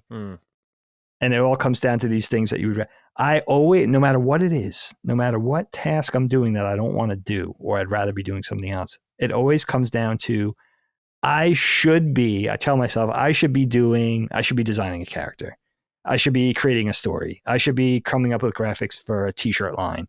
I should be starting an animation podcast. Like it always comes down to the things I think will be that I'm best at. And it's kind of like, I think it's a little bit of an immaturity that I just never grew out of. You know what I mean? Like, and I think that's always what it comes back to, of wanting to engage in those things that I feel like the world is best served with me doing, and everybody else. Not that people should be doing my work, but there's probably somebody who should be doing this and not me. You know what I mean? I don't know if I'll ever harness that sort of level of, it's like, I keep coming, I'm an animator, so maybe that's why I keep coming back to this, but it's like Snow White, whistle while you work, right? It's 100% that. But what I'm going to do what I have to do, because I'm not a lazy bastard. But I mean, technically, I'd rather not be doing those things. Yeah, you're like me then, in the sense that you're a very interest-driven person. Like I noticed it when I was reading books. I have been listening to the Red Rising trilogy, and I think after Morningstar, I'm done. I just don't like fictitious books. I'm like, this does not drive into. If I want to consume a great story, like I just believe the visual experience is so big a part of it. Like I get the lore of those books, and I don't think it's a bad thing. But I'm like, I'll go play a game or watch a show or watch a movie. But I feel like the best books for me are like driven by what am I deeply interested in. Like I can't just pick up a book and say, like, I'm going to learn about George Washington today. I mean, I love history, but there's certain cuts I'm more interested than others. Like a lot of my books I consume inform a lot of, for example, my writing. And so I wonder if it all comes back to that core value, right? Of like the work that, as you said, Dig, like the thing you should be doing, right? So if me reading Outlive funnels into the game somehow, like this could be beneficial long-term, and just like developing philosophies and understanding the world of medicine more, or whatever it may be. And I just think we're all guilty of that, no? Like that, just we do things that kind of serve that interest, that greater interest, even if we don't realize it. Like what is vacuuming? So. We'll go back to that vacuuming. I was like, what does that do? Does that make you a better artist? Like, it's kind of just a thing you do. I wonder if it's that we're four creative guys. I wonder if it's creativity that's standing in the way of that. It's like, I can't really, like just the average civilian, I don't even know who that is, right? But I guess everybody's creative in their own way. But like four deeply creative people, is that the impediment? It's like I just can't turn that part of myself off. That's what I'm saying. You know what I mean? So I how can't can just I enjoy like read anything? a book. It's not I feel like it has to drive into something. Yes. Yeah, it's got to all be leading to something. It's got to be a tributary to something. Greater purpose in it all. I don't know. It's a great topic because it's really a lot of food for thought. I'm telling you, Yeah. man, read that book. I think they got an audiobook version of it. It's super popular. I'm going to read that. But it is one that I don't know if I always don't try to sell people on the idea of like, it'll change your life like it changed mine. But I'm like, it will make you rethink, I think, the general, like, because for me, I read it at a time I was like deeply depressed and anxious, and I forgot what happiness was like. And so I think I was more moldable at that time, which is why I don't try to oversell it to people. But I'm like, at the bare minimum, it will get you to think about your own personal happiness from a new angle that I think will open your eyes to more than just like that feeling of like exuberance and just joy that I think we typically define happiness by, and that it comes in different shades. And this is one of them. And it's one that I find myself in often, which is, I think, why my natural disposition is just very calm. Because I think my brain believes I'm in a pretty happy state often. It's cool. So it's That's just, really it's a deeper, maybe it's even a coping mechanism, bro. Like, I'll be frank. But aren't we all coping? But nonetheless, yeah, great book. And if anyone has read it, I'd love to hear in the write-ins or the comments. I only, one of my best friends read it, so we talk about it very often. But outside of that, like, I don't get to talk about the book with many people. So I'd love if you guys read it, check it out, let me know. But if anyone in the audience has read it, write in. I want to hear your thoughts. Yeah, I'll follow up with you too on a future pod, Matty. I'm definitely going to pick that up. Please, yeah. Like it's cheap as hell too, because it's been around for so long. Yeah, that's interesting. Yeah. That's an older book. And not too dense of a read. I think we're talking 300, not too bad. Oh, that's doable. Yeah, definitely like a 20-pager a night. You're done in the month span. Audiobook it, you're done in a couple of weeks. That's a great point. I always forget about that. Yeah. Well done. All right, my friend. Good topic. Thank you. Now, moving along here, Cog. I mean, talk about a topic that's near and dear to my heart. I'm going to save your top. We have to go out on your topic. So I'm going to sandwich mine in the middle. Because I'm really, Now, guys, as I emailed, I want to talk to you about vacations, the perfect vacation, the ideal getaway. Now, what brought this on, obviously, all of us are feeling this right now. As of January 2025, I could talk to you from a Pennsylvania perspective. It is shades of 1970s Rocky era Philadelphia right now. I'm talking about huddled around the flaming oil drum, the fire, trying to keep warm, singing doo-wop.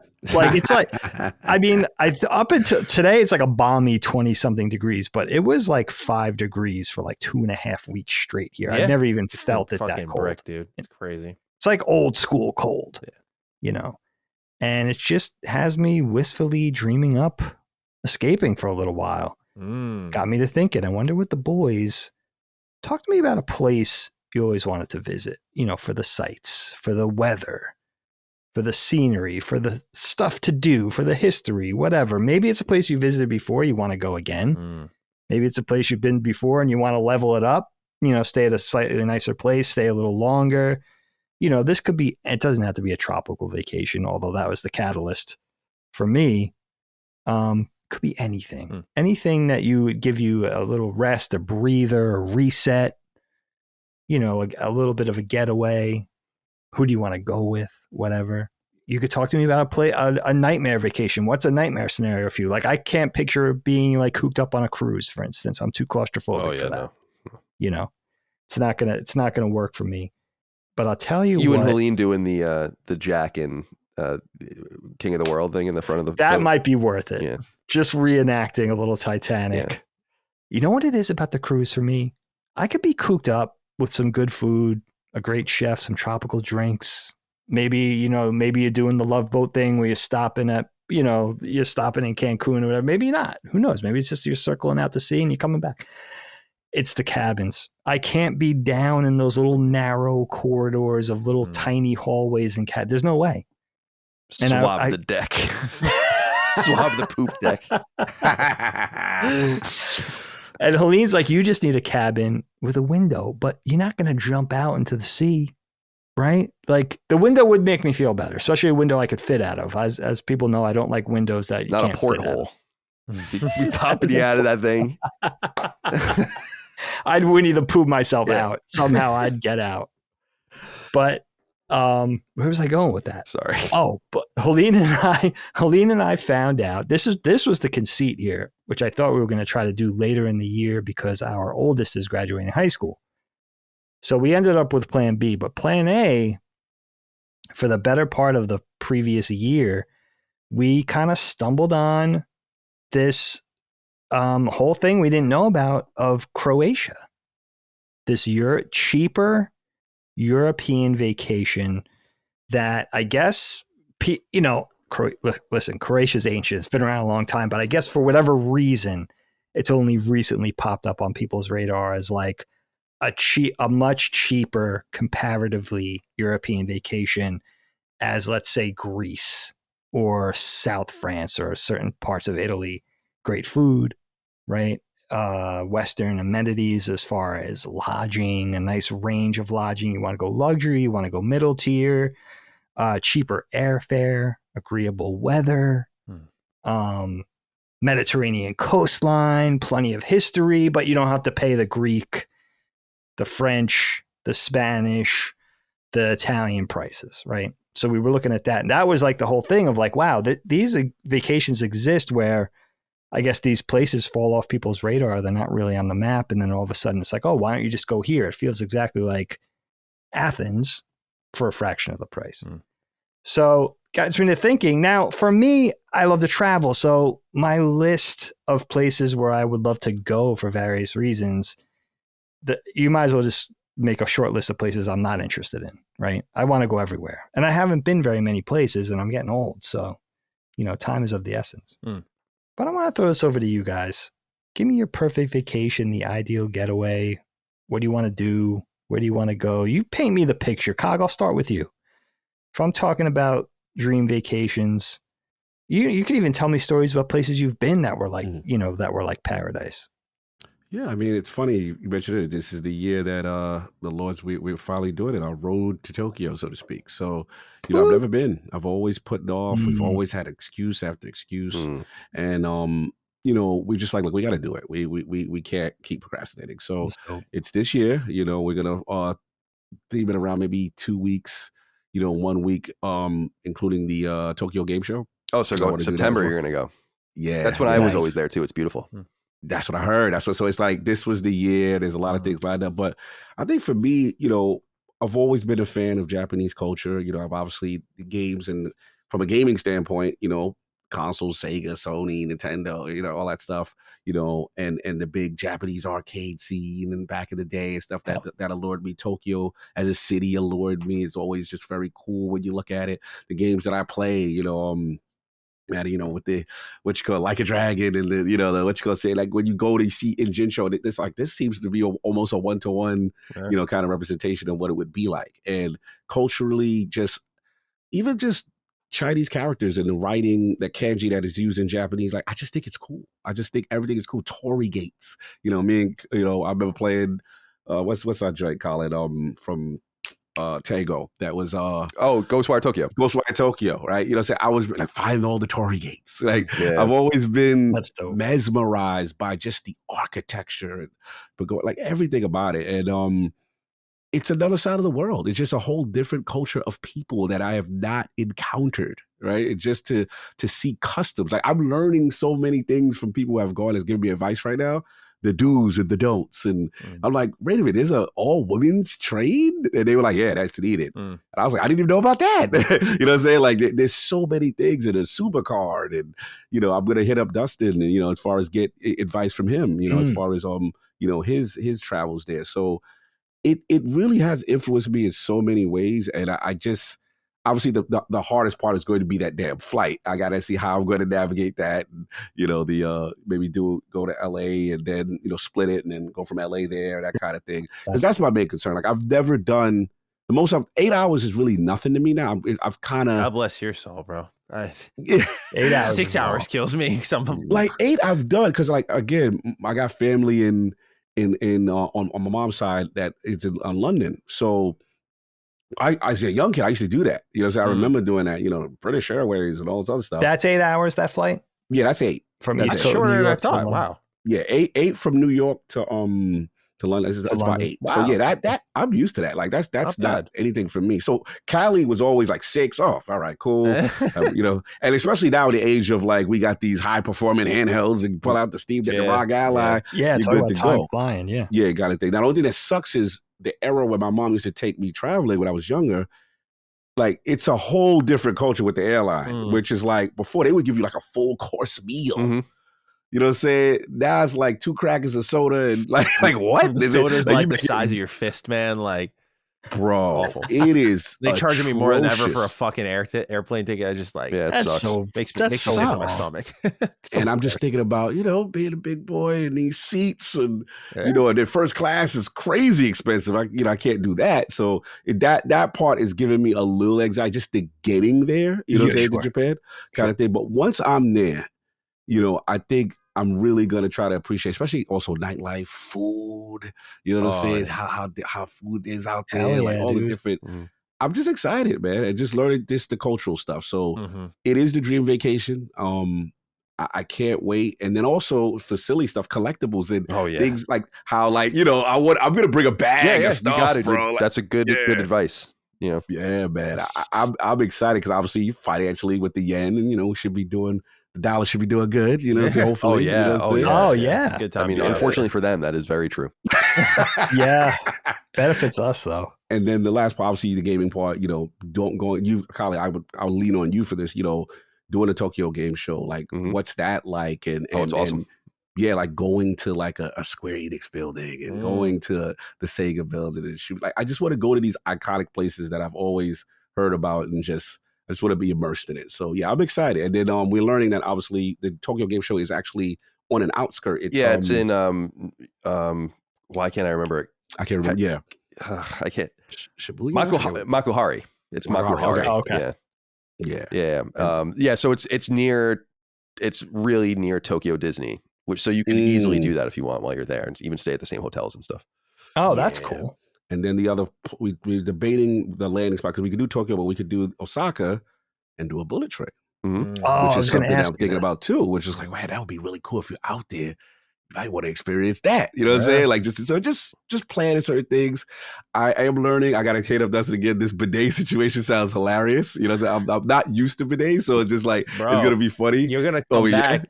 You're gonna be a changed man. That's what I Yeah, heard. There's you're no in going back. small Like, yeah, that's what I Big got to lay Dustin up for that. And I heard the intricacies with just like there's music and Oh, there's yeah. buttons and there's a thing. Yeah, Like, it's funny. It's a whole thing, It's right? funny. Everything's Yeah. an entertainment experience. yeah, yeah, totally. So yeah, Japan this is the year, man. Cool. I'm That's exciting. psyched. I'm psyched. Dude, that's awesome. Cog, now Mhm. Tokyo is way up on the top of my short list too. Mhm. But this is the thing for me, and you already touched on this a little bit, but I got to ask you because here's the conundrum. Tokyo has all the trappings, especially for dudes like us, right? Like you said it, all the pop culture stuff, especially, if not the cultural stuff. You could spend, it's huge, it's deep. There's so many facets and all our interests. Like Tokyo could take weeks. So how do you juggle that with going out to the outskirts and seeing the rest Yeah. of the country? Is it even worth, like I would pick Colin and Dustin and other people that have been there multiple times, brains of like, maybe you do the Tokyo trip first. Then on the second trip, you go outside Tokyo because Tokyo's going to take a lot of your time. Yeah, no, it's a good Right? point.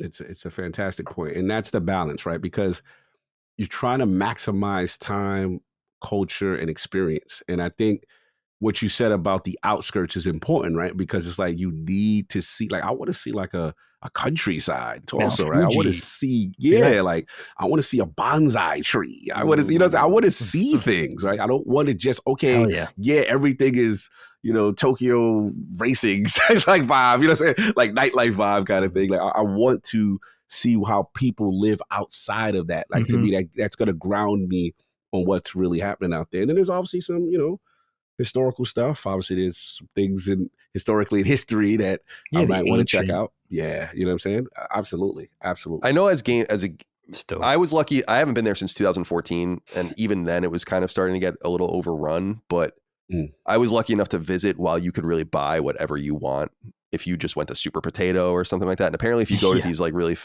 famous stores now, like they're just cleaned out.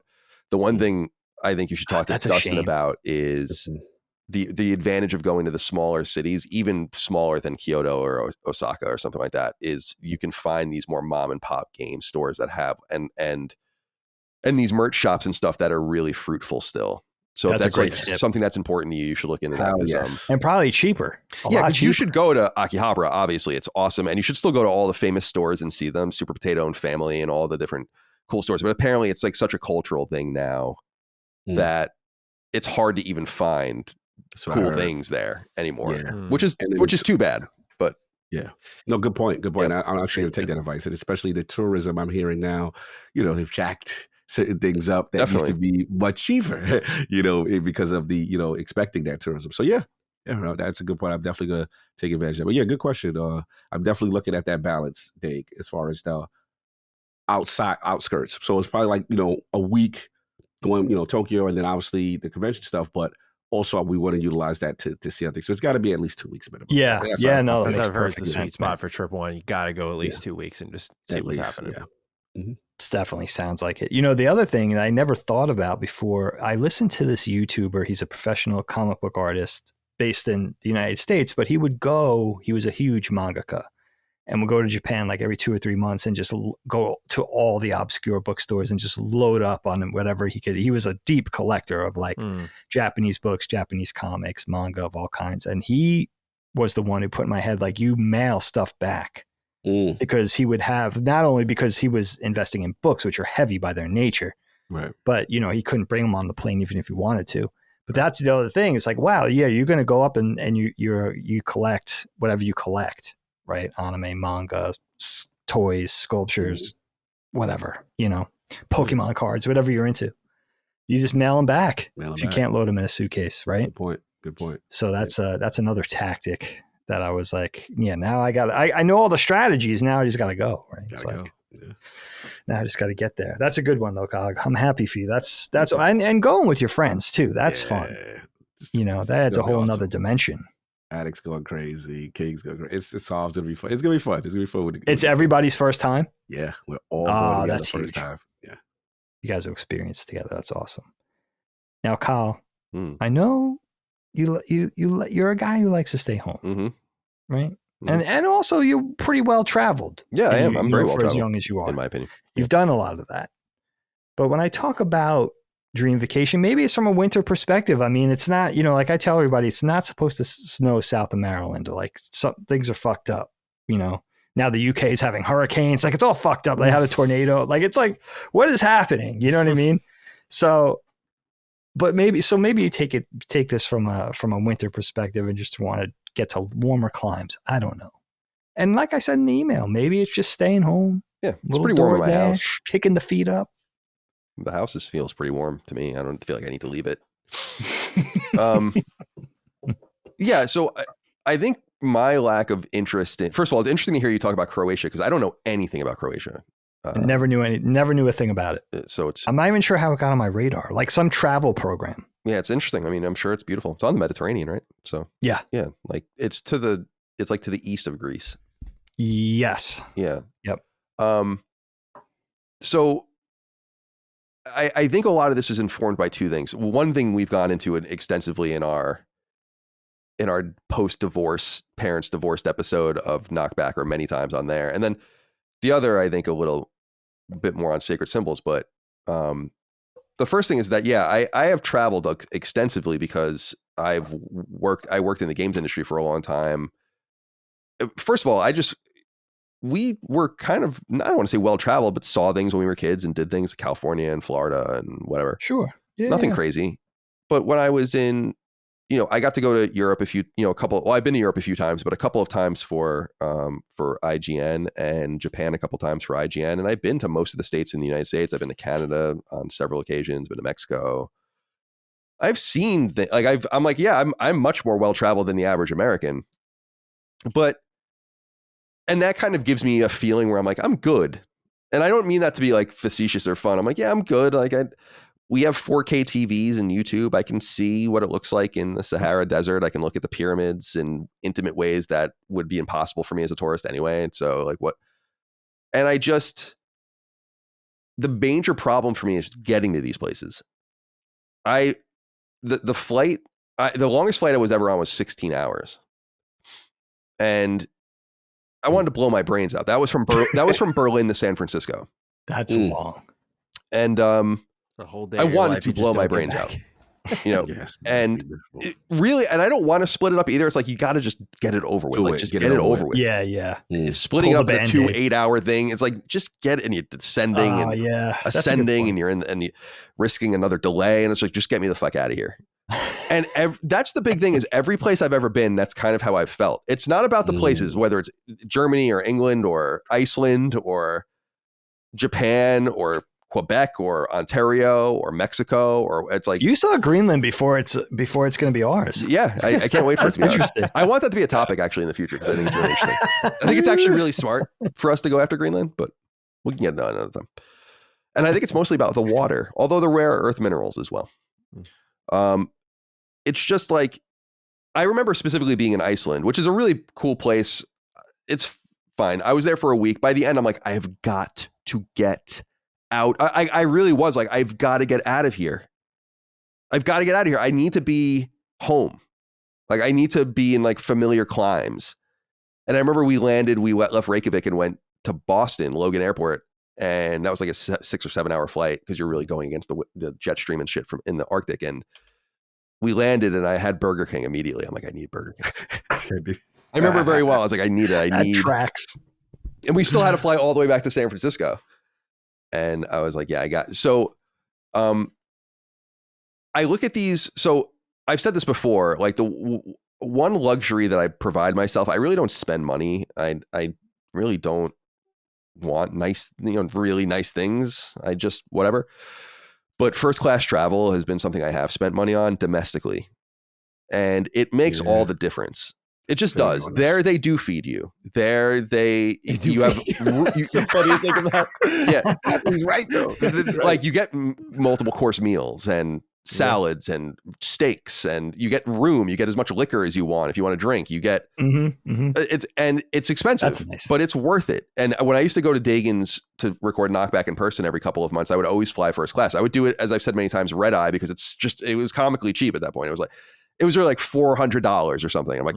Nice. Whatever. That's I would as opposed to being nice being able 1500. to recline, just being able to stretch your legs Right, out. exactly. Stretch out, curl up. Yeah. And even as I'm 6 feet tall, and even then I was able to kind of like curl into kind of like a ball, at least into this seat. The international, so these are like 3x3 747 planes, right? But if you're flying in these bigger international flights, and this is what I've always marveled at because I just haven't been exposed to these flights too many times because you're going to Europe or you're going to Japan, is like the flights where it's like 5 seats, 7 seats, 5 seats, like these huge planes. I've never been on a plane that big. And on these planes, which are huge, there are multiple first classes, as it were. Like true first class is really an unaffordable thing for a lot of people. But I think there's like business class and whatever, coach plus and all of these different things. And I have to figure out like where I want to be because I've never... in all these international flights, I've always flown in coach, and I'm telling you that's never happening again. Like I'm not trying to be a dickhead. It's just never happening again. Especially one of my flights back on the 2 times. I don't remember which time it was. I was in Germany flying back, and I was in the middle of the middle. And that again is like a 14, 15, 16 hour flight. And that's just not happening again. But then you see like these planes, especially like the Emirates and stuff, where you can get like a bedroom. Like that's dope as fuck, but it's $50,000, right? It's like, that's like for very rich people. Dude, that's like Saudi prince shit. Right, exactly. So you gotta find the balance. And what I want is like one of those little pods. Yeah, and I think those are like a few grand each. And honestly, I think it's worth it. I'll never forget an old friend of mine. People might remember this name, Ty Root. He worked at IGN for many years. He was a really sweet guy. I know that. Incredibly handsome, actually. All the girls loved him. And I remember that when we would go on travel, like on these various things for TGS or Gamescom, he would pay extra out of his own pocket to like boost. Like, so he would take the IGN paid ticket and then pay to get like the next one up. And I was broke. So I was always like, I'm not I'm like, how much is this? He's like, oh, it's like $500 extra. And now I realize that if you have a little bit of money, it's like, that's totally worth it. Because it's worth it, yeah. I've realized from first class, just flying first class, getting on the plane first, getting settled in, getting a drink. That's huge. It just removes all of the drama around it. And I really think it's worth it if you can afford it. And I wouldn't fly first class in the middle of the day on a weekday. I mean, I just don't think that's a wise use of money, but I will fly in like the first thing in the morning where it's like cheaper, or overnight where it's cheaper. So I think it's the plane travel. It just sucks. And I hate to be a dickhead, but I just feel like we live in the United States. It's a great place. Like, I don't feel like traveling 20 hours on a plane to go anywhere is worth it. Like, especially it's not like it's 1820 and I'm going to do the grand tour in Europe for 5 months because that's the only time I'm ever going to leave my farm and I'm going to go see the world and write a journal and shit. It's like, I can just go on like Google and look at the Parthenon. It's fine. And I could see it in like perfect 4K. You know, you don't have one place that you just want to see. But what if you could just walk? Yeah, there is. But I was going to say, I don't want to sound so down about it. The world is beautiful. There's many places around the world that I want to see. One place that I want to get back to, and that I think I will get back to, is the UK. I spent very little time there, like extremely little time compared to what I would want to spend there, basically hopping over. And I want to see the like the different castles and the different ruins and Stonehenge and all that kind of stuff. I'm really into that. And I mean, the place in the world that I really want to go to the most, and I've said this a few times, is Easter Island. But like getting there is insane. It's like 2,000 miles off the coast of Chile. There's not going to be great accommodations getting there. Again, I can just watch a Google. You think they could build a whole industry around that? Why don't they? They do. I mean, I'm sure people. It's still somewhat obscure and difficult place because it's far out. Yeah, to get to. So, but yeah, there's things I would do, and I think I will do. I'm not gonna. I would like to go to Australia, but it's so far away, and it's to me. I'm like, I just don't think so. I God bless you, but you're wonderful people. But I just don't think I can do it. Maybe when we get supersonic travel back, which would be nice. We were playing around with it for a while with the Concorde and stuff. The Concorde, yeah. So, and that was 2 hours to England. And of course, we saw in Man in the High Castle that the Nazis had created a jet that could get from Berlin to New York City in but an hour. So, so who knows what's possible. What was the thing with suspending the Concorde? Was that a safety issue or a cost issue? Yeah, I think it was a safety thing. I think did one of them crash or one of them almost crash or something like that? Something happened. Yeah, I'll look. And they're also useless because they sonic boom, and so you can't really fly them over land. So they're really only for ocean travel, from coastal travel. Gotcha. Okay, that makes sense. Okay, well that's Oh, the other thing I was going to say was, by the way, I'm sorry, to wrap it all up with what I was saying about the divorce thing, is that I was also dragged all over the place involuntarily my entire childhood. No choice in the matter. And I hated it. I fucking hated it. Yeah. I played tribal hockey, which is one thing, and I would go all over New England and even into Canada for that. But it was like, no, this weekend we're going to Long Island. This weekend we're going to New Jersey. This weekend we're going to... I was just like, I like just being home. I fought to be comfortable in my own house. Like, that's all I wanted was what I have. So I'm good. It's money well spent for a lot of people, though. I appreciate that. And that plays up. I could see that playing. And again, dude, I had the advantage of I've done it. You have. So it's you can't say I didn't do it. I've done it a lot more than people that go on vacations will ever do in many cases. But a lot of it was like with a gun to my head. I have to be honest.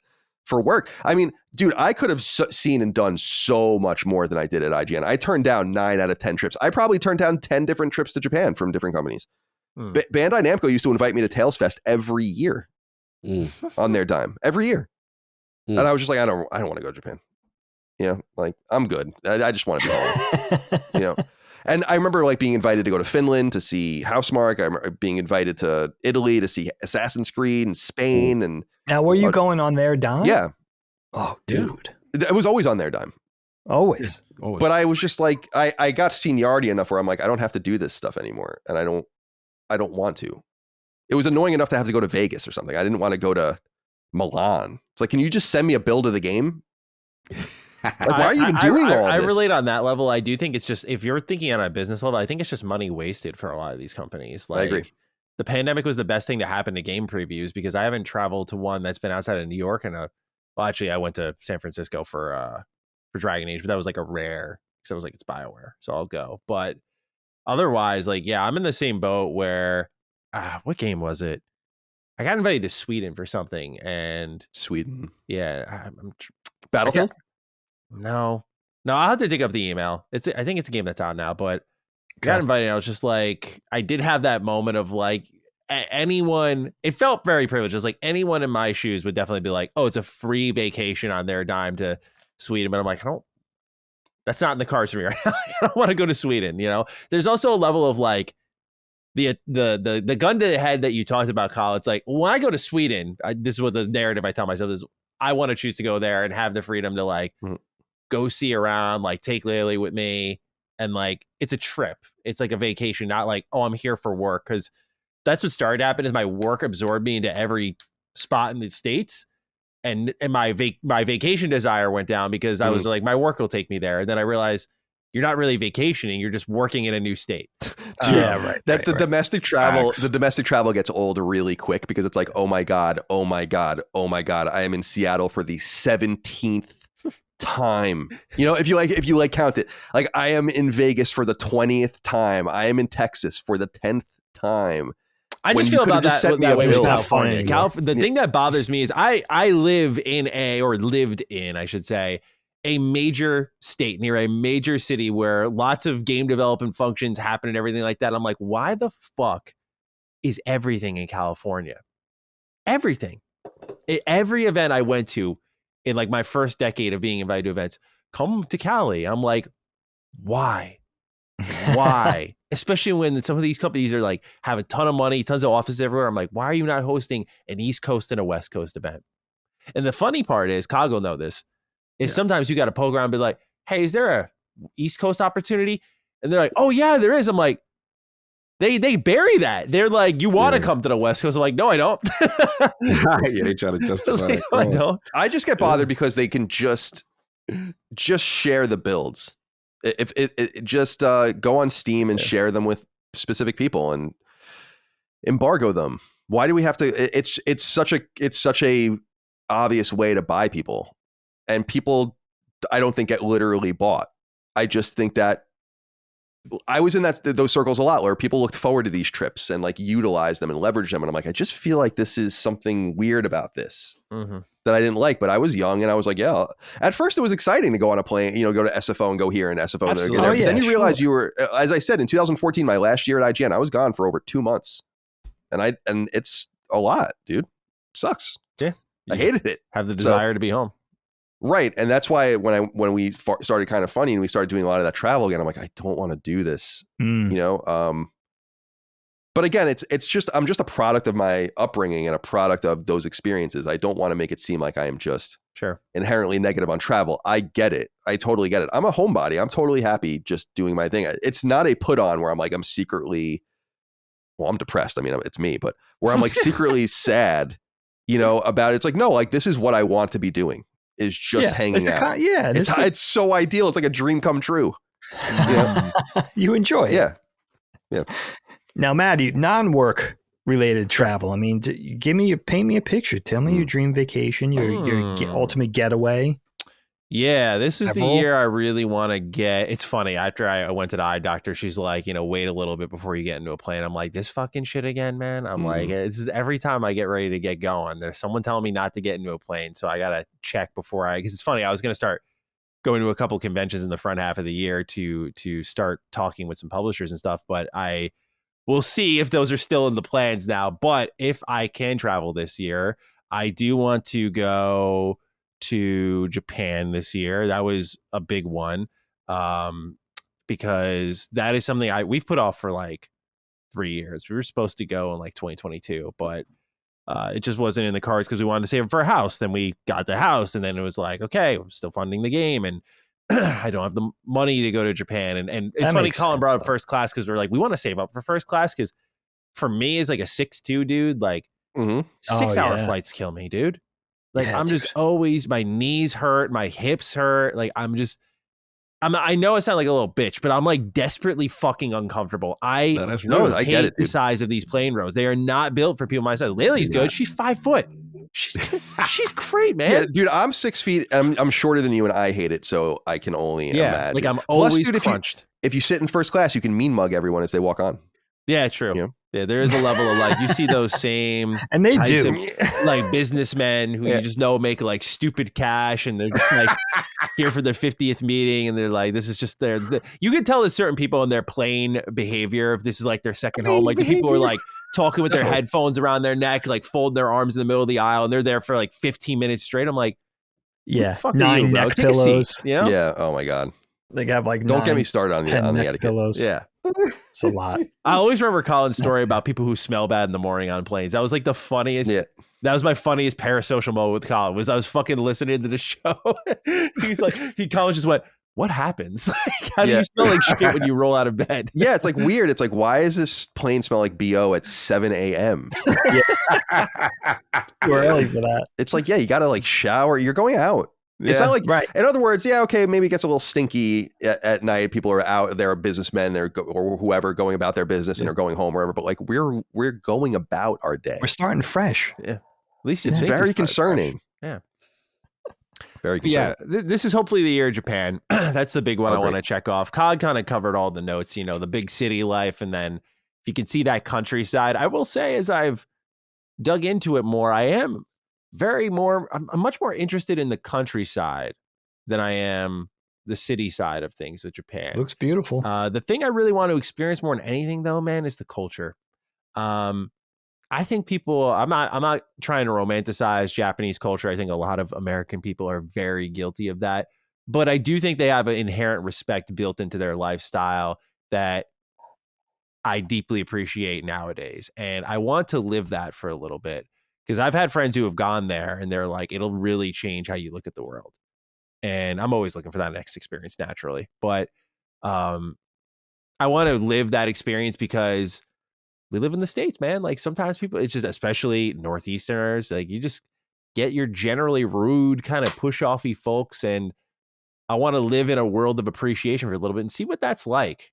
You know, there's always this little fleeting thought in my head that I know just by nature of my job and the timeliness of the content we do that I couldn't do, but I would love to live in Japan at some point. And so I know when I go out there, it's like a test flight for me. I'm like, is this something I would love? And I know there's a difference between like a 2 weeks, you know, staying out there versus really living there for like, you know, really the good test run is like 3 months. But it's something I do want to experience, is like living abroad at some point. And Japan has always been on my list of like number one place I want to visit internationally. cool. In fact, I've been so dead set on it that I think that's also why like that Sweden opportunity, I'm like, I can't, first time I leave the States, I can't go to Sweden. I love Sweden, sounds great, but like I'm putting it behind Japan or in front of Japan. I was like, I can't do that. Go hang out with Timu Solani. I don't even know if he might be Finnish. I don't know. So Japan's top of my list. UK I've always been curious about, but if we're talking states, Seattle's called my name a lot. I think I blame Infamous Second Son. I really do. There's something about that game and its setting where I'm just like, yeah, like something about the Northwest, Pacific Northwest. Hey, Days Gone as well. Yeah, it's Oregon. Definitely. Like I just want to see the Northwest a little bit more. I know specifically in Oregon, I do want to go because they have the last Blockbuster there. Yeah, that's right. So that's in Oregon? Yeah. That's cool. So I do want to visit that. They sell the candles, the T-shirts, the whole experience, man. Yeah, it's a pilgrimage, dude. Yeah, it's like a boutique experience now. So I mean, I grew up on Blockbuster, like hell yeah. many people my age. So I'm like, I want to see that. I wonder if it smells like a Blockbuster. You think it smells like a Blockbuster? You know, apparently, I mean, like I said, the smell is so distinctive. iconic. They have a candle for it now. So it's like it's not like a votive. It's like an actual scented candle. Yeah. That's interesting. Yeah, it's like That's actually amazing. a thing. Like, hey, Blockbuster scent right here whenever you want it. That's interesting. I didn't even make that connection. Yeah. I always wanted to go to.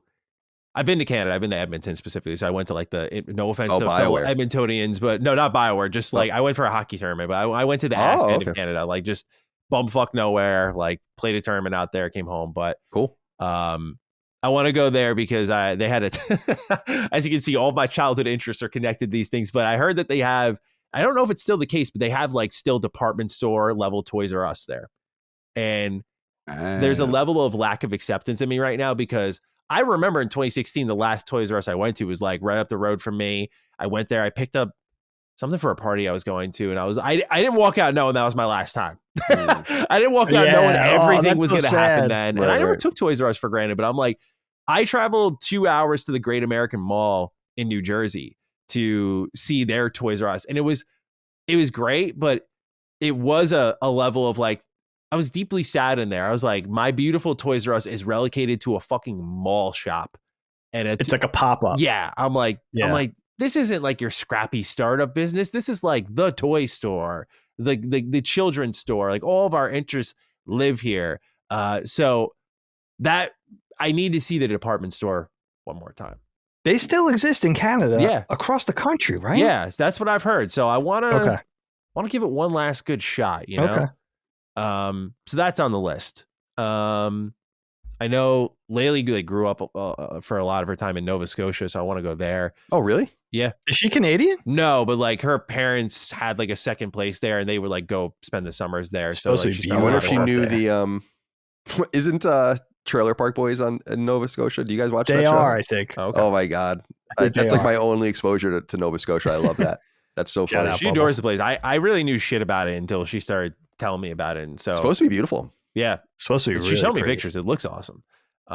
So that's up there. And I think that would conclude my list off the top of my head, but really Japan is like a huge priority. Like I go to Boston every year for PAX East, but Boston is like my favorite city I've ever been to. I'm like, I think it was ranked the best city in America, but I was like, I don't think you get a better city than Boston. Like it's clean, it's quiet, but not aggressive. Like when you're driving, it's not like New York City. If you've experienced New York City driving, pre-congestion fee, pain in the ass.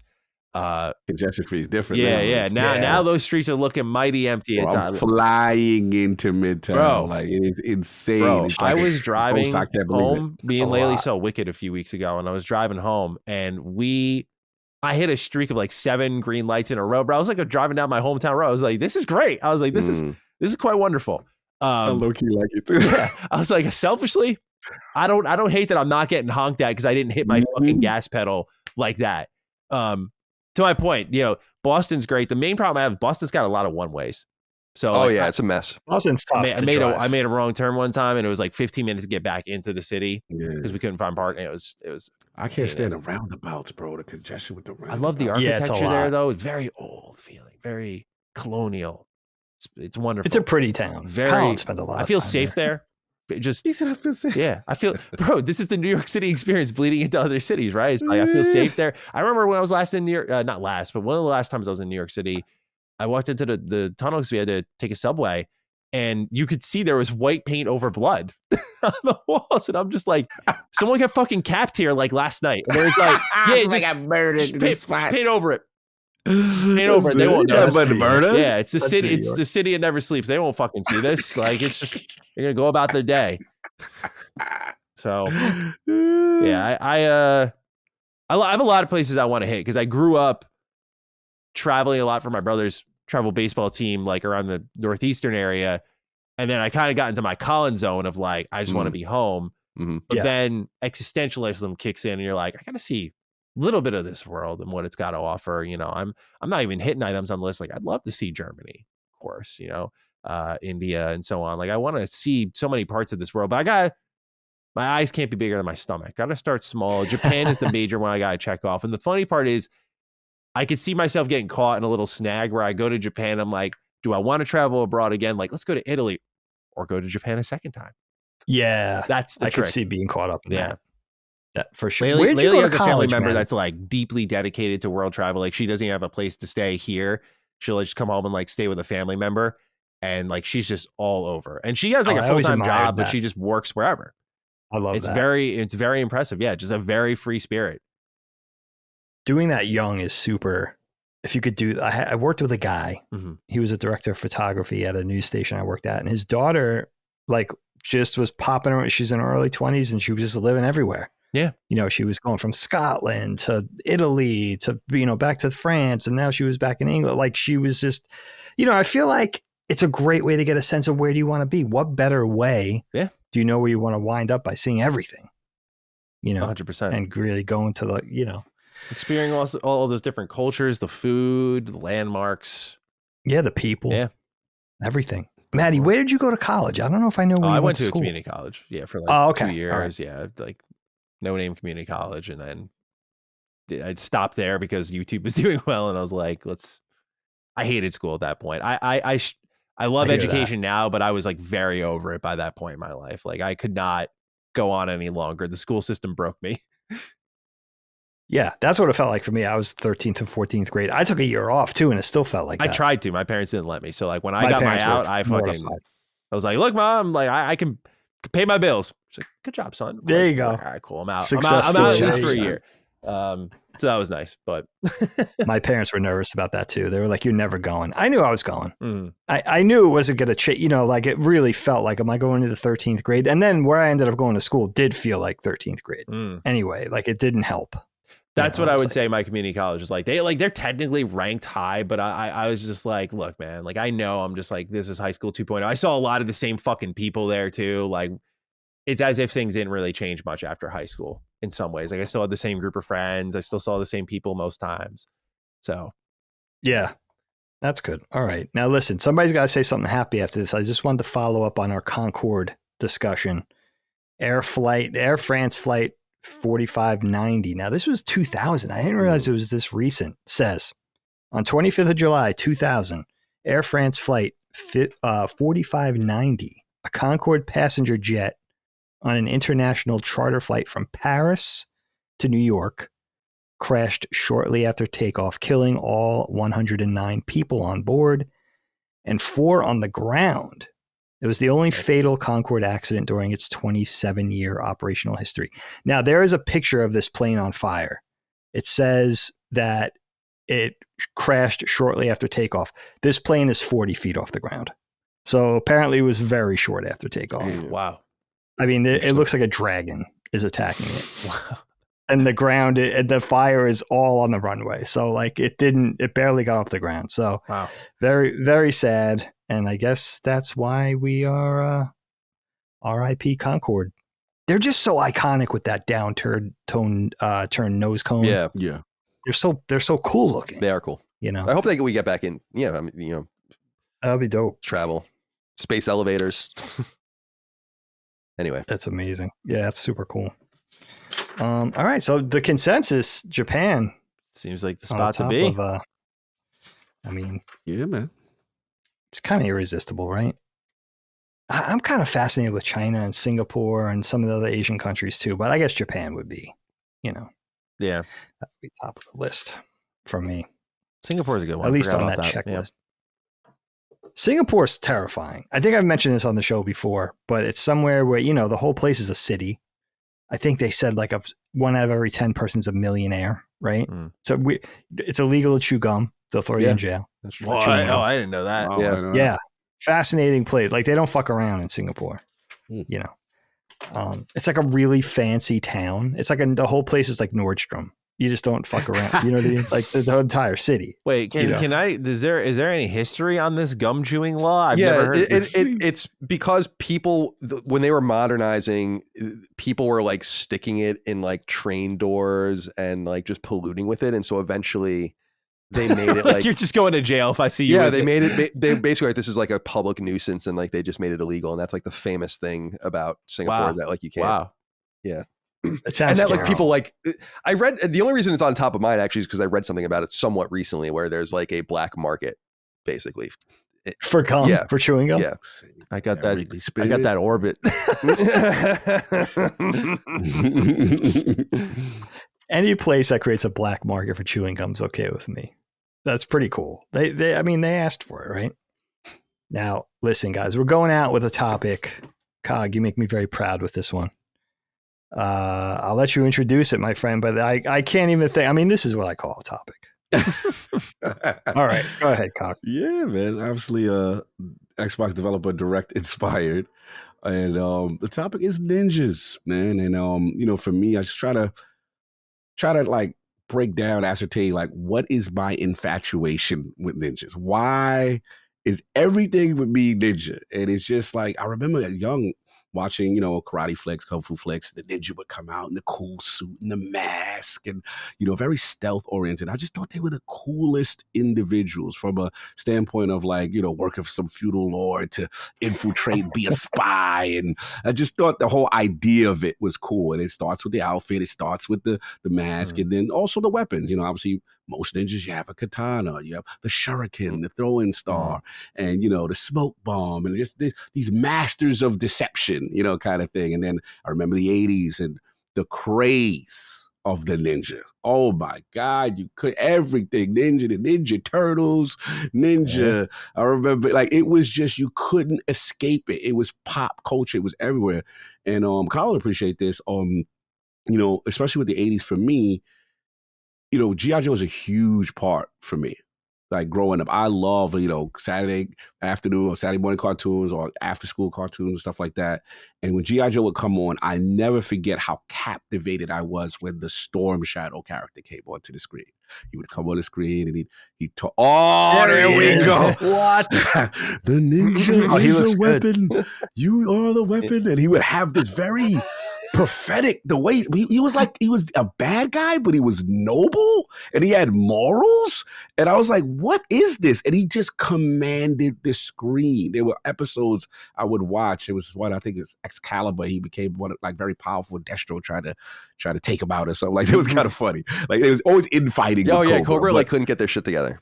Yeah, it was hilarious, right? But he was this very unique figure. There was always famous, I would consider ninja character, but he was definitely one of them. Before that, I don't think if you appreciate this is way back, or late 70s, early, but there was a show called G-Force, aka of course, Gotcha Man, which battled all the planets, and that was who actually used to do voice? Casey yes, voice for that show, and it was the Science Ninja Team. Yes, saying Gotcha Man. They had the suits and the stuff, so I was just always amazed by it. And then obviously, with the games, obviously, again, capitalizing on the ninja craze, again, arcade Shinobi, seeing the ninjas materialize and bosses and stuff like that. And then it went on and, Ninja Gaiden, and people forget the original arcade. I know the NES one was popular. Before there was an arcade one where he used to kind of hang and kick with the 2 feet and flip and throw people, was a Tecmo's early joint. And of course, Revenge Shinobi. But I will say, Tenshu was probably my favorite. That doesn't get enough because Tenshu truly made you play from a stealth perspective. You were not overpowered. Your idea is not to be seen. And I really enjoyed that idea of that's true ninjutsu. That get in, get out, not be seen. You don't want an encounter. You don't want to take on 1,000 people. And then everyone had their own take on it. Obviously, Ninja Gaiden, as it matured into the Xbox and the 3D, like Matty, me and you were talking about, it became stylish. It was action. It was flair. It was, kind of thing. So yeah, I just want to talk ninjas, man.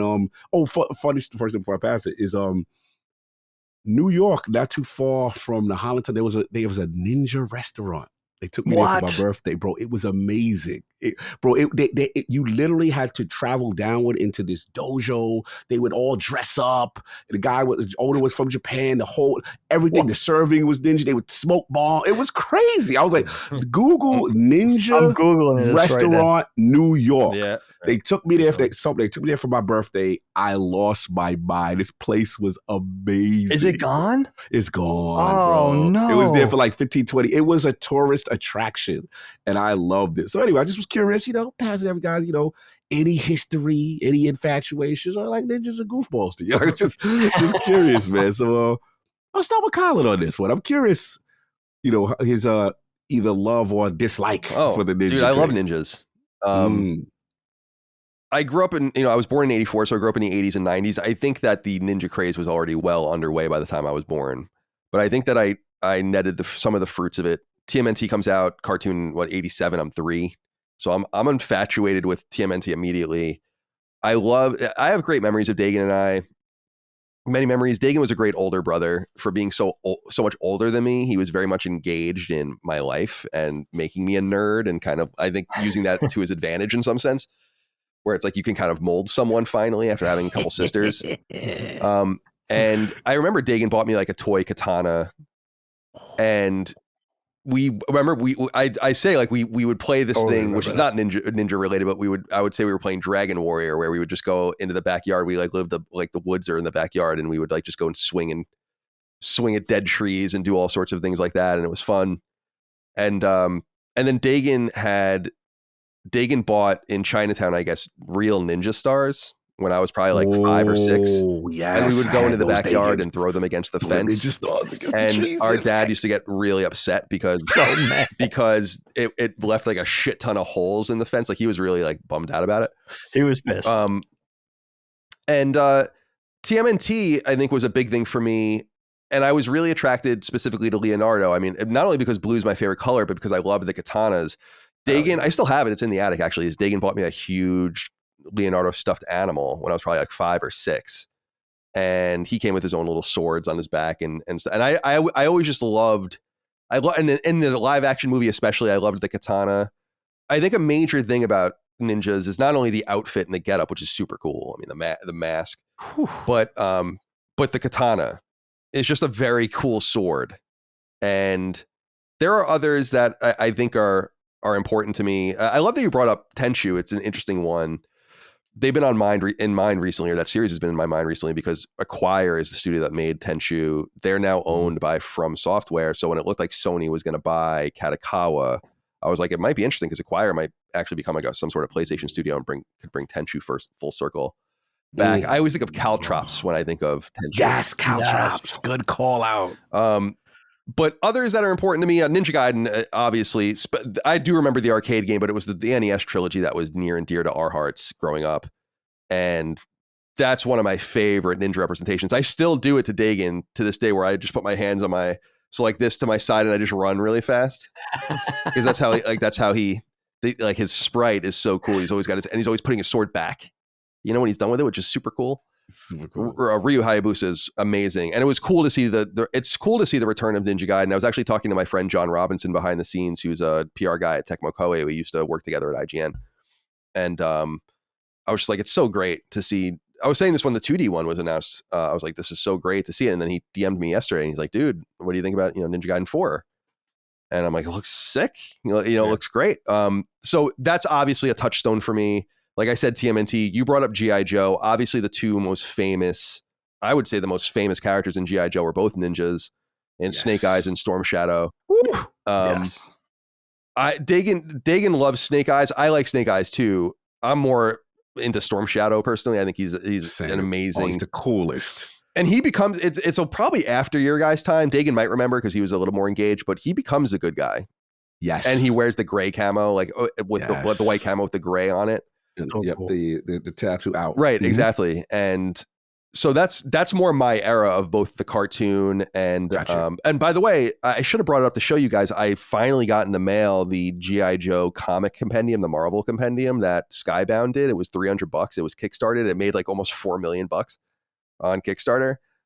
Dude, it's like I was saying on Sacred Symbols, it is literally like some sort of Victorian Bible set, like the finest leather work. It's got like these Cobra logos embedded in it and all these things. I'm like, why is it so nice? I love the reverence. And then you open it up and it's just like comics, but you like close it and it looks very, it's sick. That's awesome. Super cool. So yeah, G.I. Joe obviously and the ninjas there. And they really, and this is well after your guys' time, but they really drive the ninja shit into the ground in the 90s with G.I. Joe and everything. But G.I. Joe has the whole ninja force and like characters like Slice and Dice and Bushido and all these different guys. You have no idea who they are. They really do. But it was special when it was just because the G.I. Joe and the Cobra, it was all about like the speciality. So it's like that was what they did. And then it was there. But then we're like, oh, everyone loves ninjas. And they were like way too late to it, of course. And yeah, I guess that's probably all of it. I think one of the things that's disappointing to me about learning more about ninjas as I got older, and you touched on this a little bit, Cog, in the way you were describing them, is that in reality they didn't look like they look like. And I'm not saying they have to look super fucking cool, but that they didn't wear black masks and all and that they were kind of known as being like ungentlemanly, and that they were the anti-samurai. Yes. And it's kind of a bummer. Like they were assassins. They didn't play by the same rules. They did whatever was necessary. It was very, an unethical way in an ethical country to do business. And it's cool in some sense, but we took the image.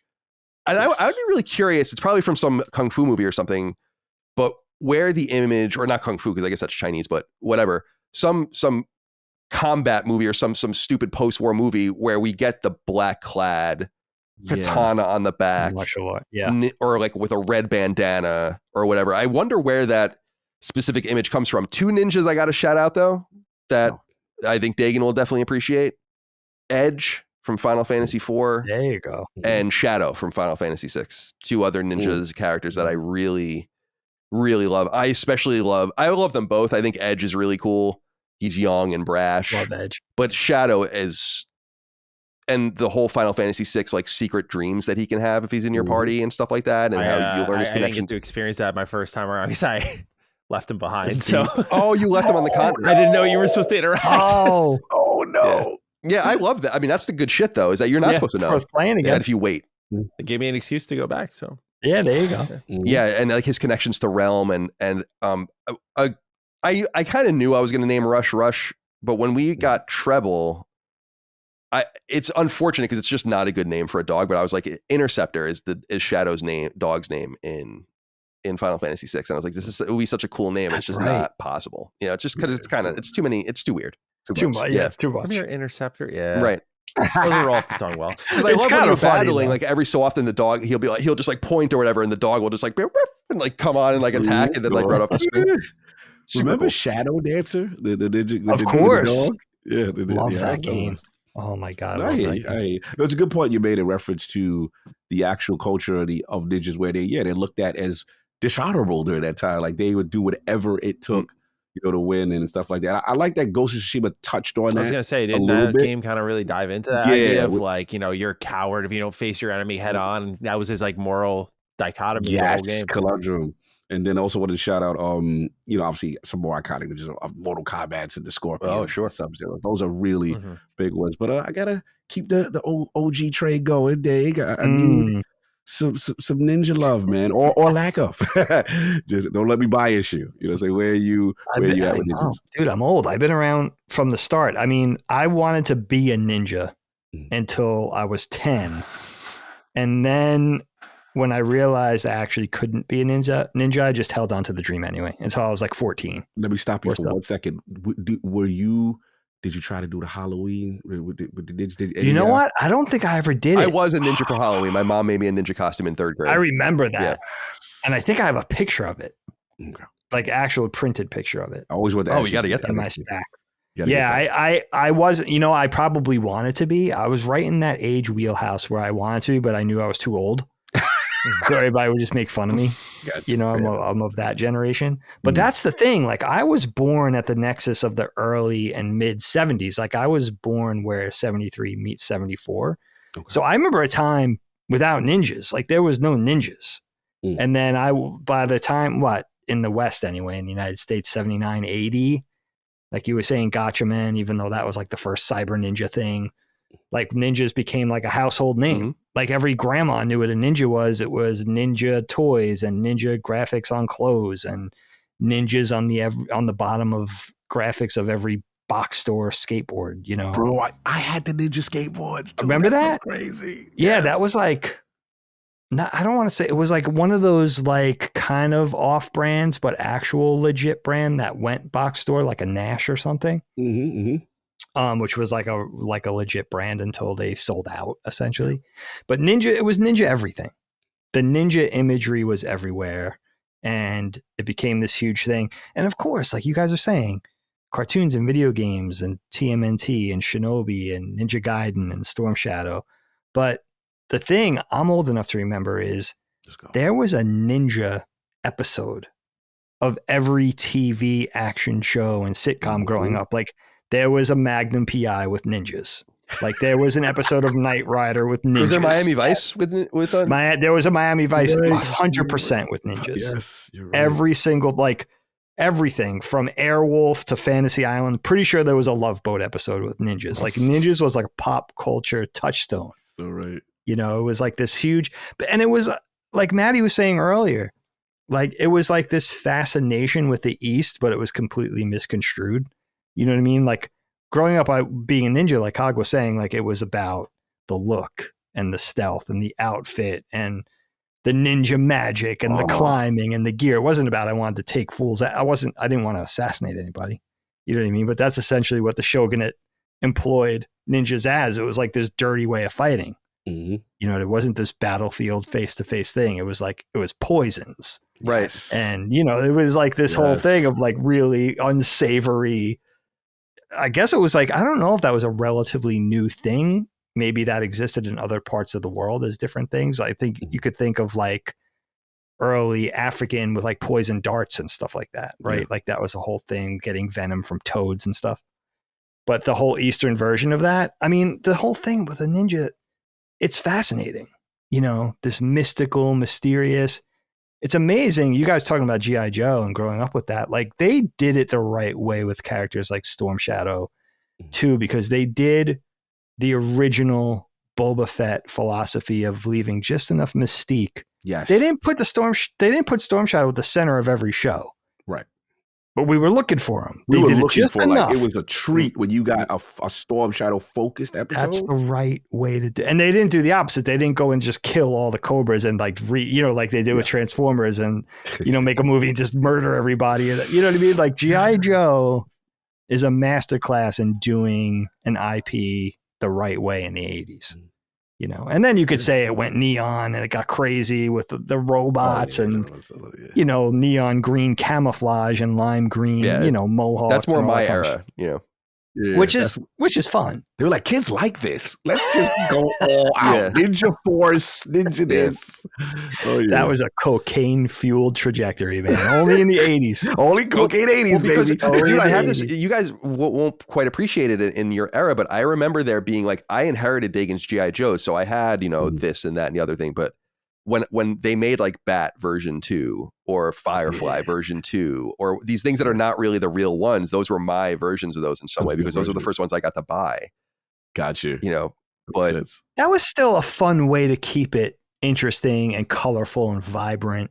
Mm-hmm. You know what I mean? Like still like Hasbro that was a different Hasbro. It was a different time. And even on the flip side, Transformers had a ninja episode. Remember there was a ninja robot that infiltrated?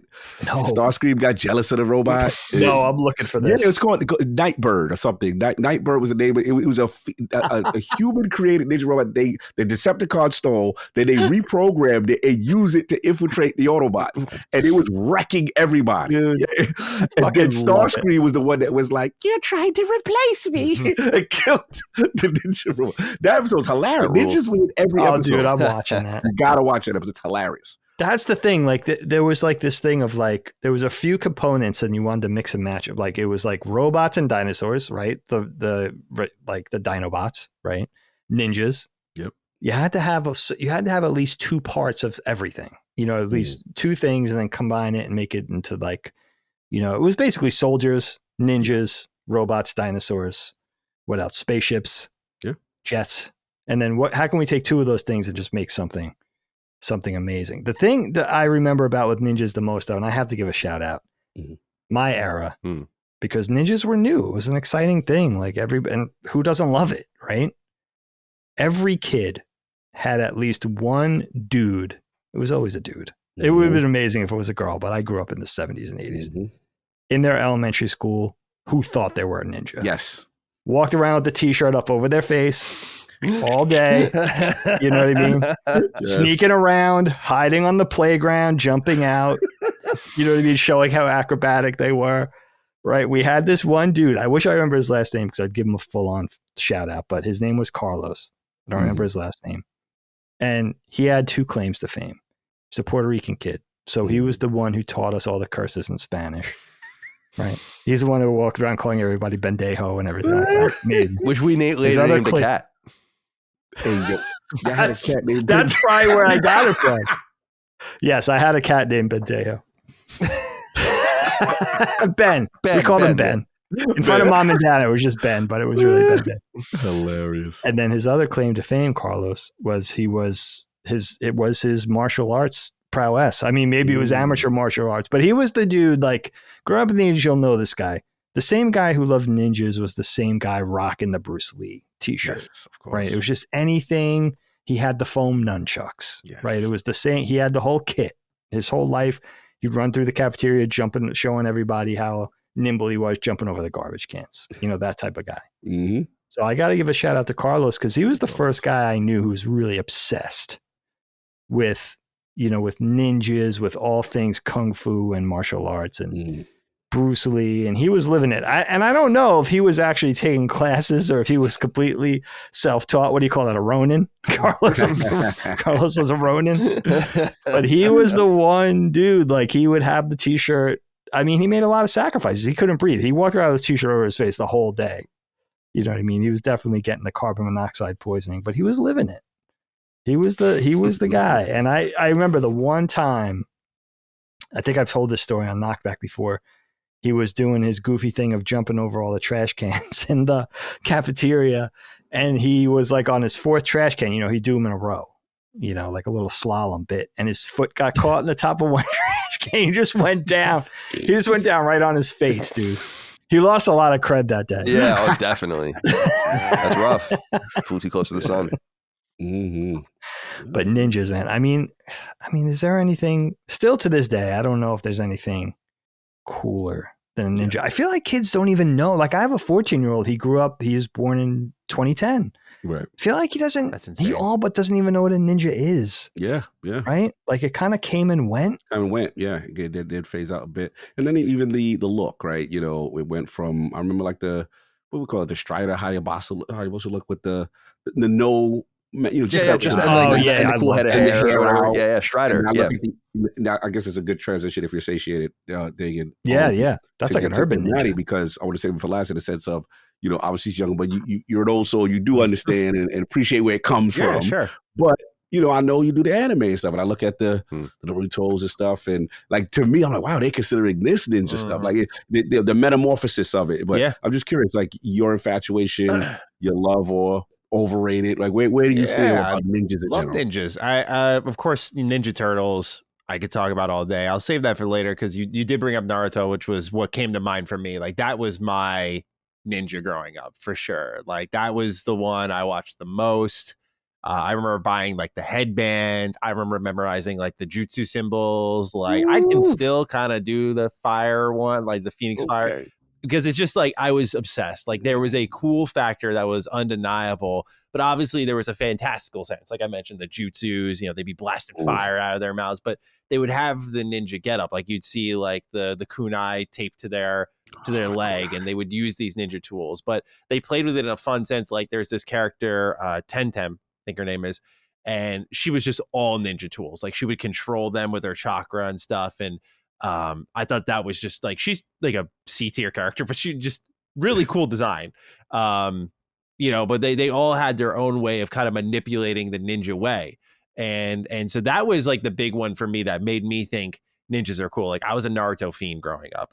Shippuden's really good, but like I will always stand by OG Naruto being that best version of Naruto. And so that is the one that I think of when I think of ninjas growing up. It was that, and then it was 2003 Ninja Turtles, like the 2003 run. I've watched a little bit of the others, and I sound like an old head whenever I talk about Ninja Turtles now. So I just really need to start consuming more beyond my comfort zone. Like I love my IDW comics.